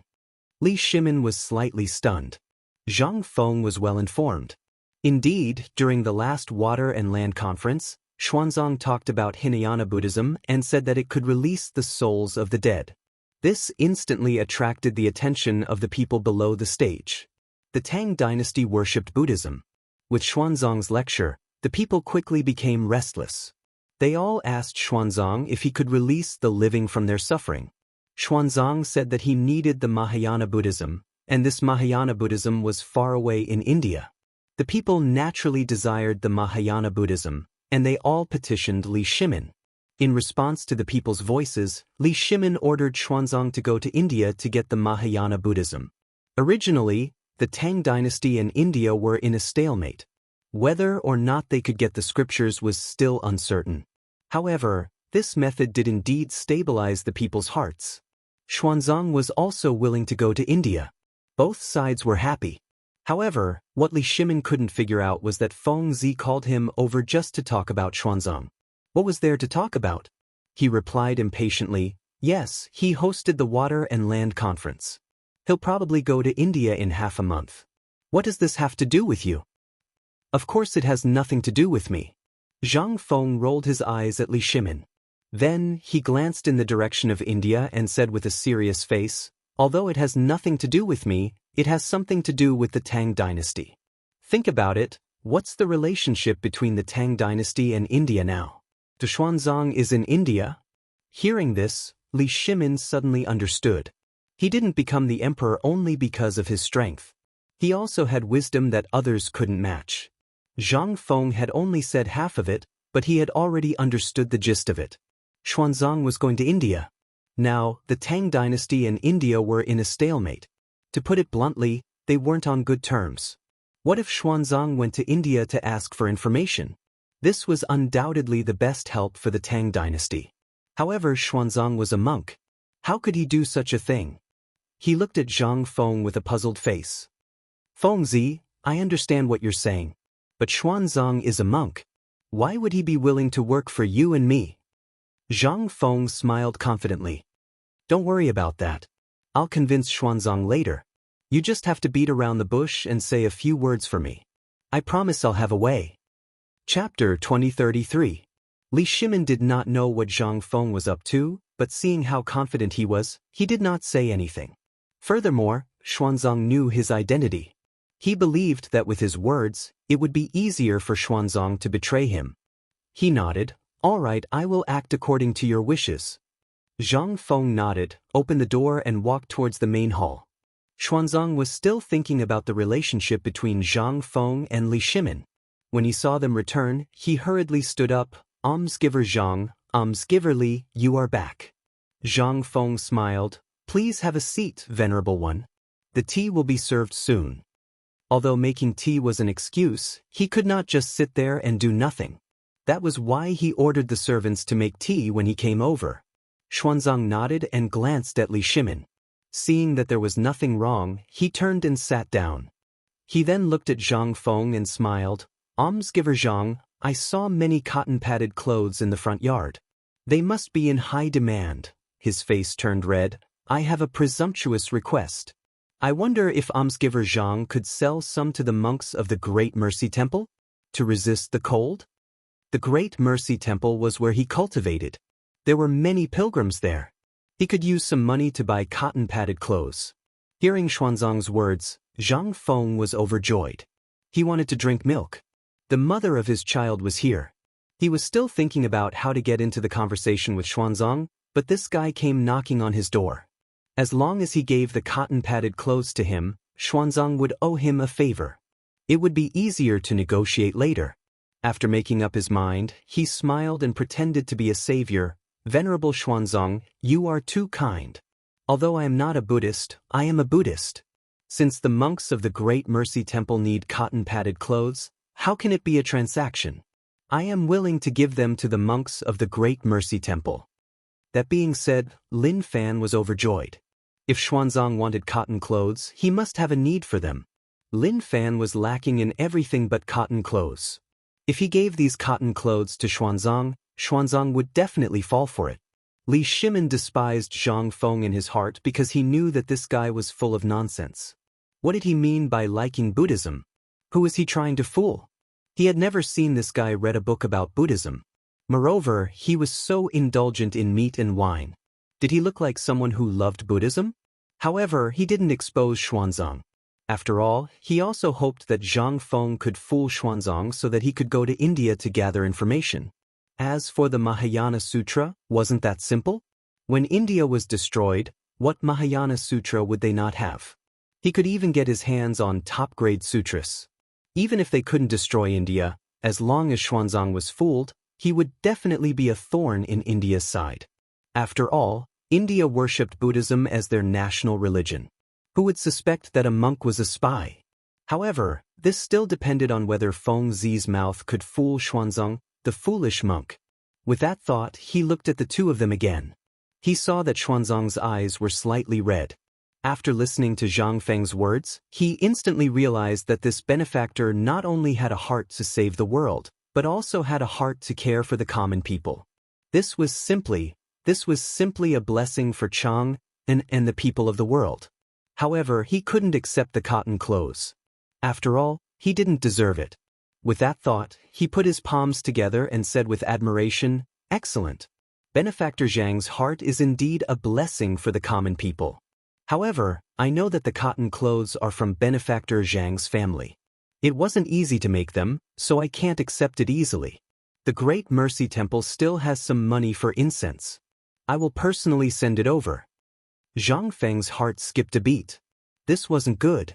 If this silly monk didn't accept the cotton clothes, it wouldn't be easy to continue the conversation. After all, if Xuanzang accepted the cotton clothes for free, it would mean that he owed him a favor. If he had any requests later, it would be easier to ask. This guy seemed to be a little unreasonable. He smiled and didn't give up on the previous topic. He continued to insist, "Master Xuanzang, all the monks in the world are one family. You have been exorcising evil spirits and restraining demons for the Tang dynasty for many years. This cotton clothes is just a small token of my appreciation. Please accept it." As he spoke, he winked at Li Shimin, indicating that he should speak. Li Shimin instantly understood and said with a smile, "Lin Fan is right. Please don't refuse." Xuanzang didn't want to accept it at first. After all, he was deeply influenced by Buddhism. However, when he heard Li Shimin's words, he felt that it would be disobeying the imperial order if he didn't accept it. Moreover, he was about to leave for India. He could only nod and say, "Then I thank Benefactor Li and Benefactor Zhang for your kindness." Zhang Feng's mouth twitched. He felt a little helpless. It was obviously his cotton clothes. Why did it feel like Lao Li was the one who gave it away? However, this wasn't important. He had to hurry up and fool Xuanzang.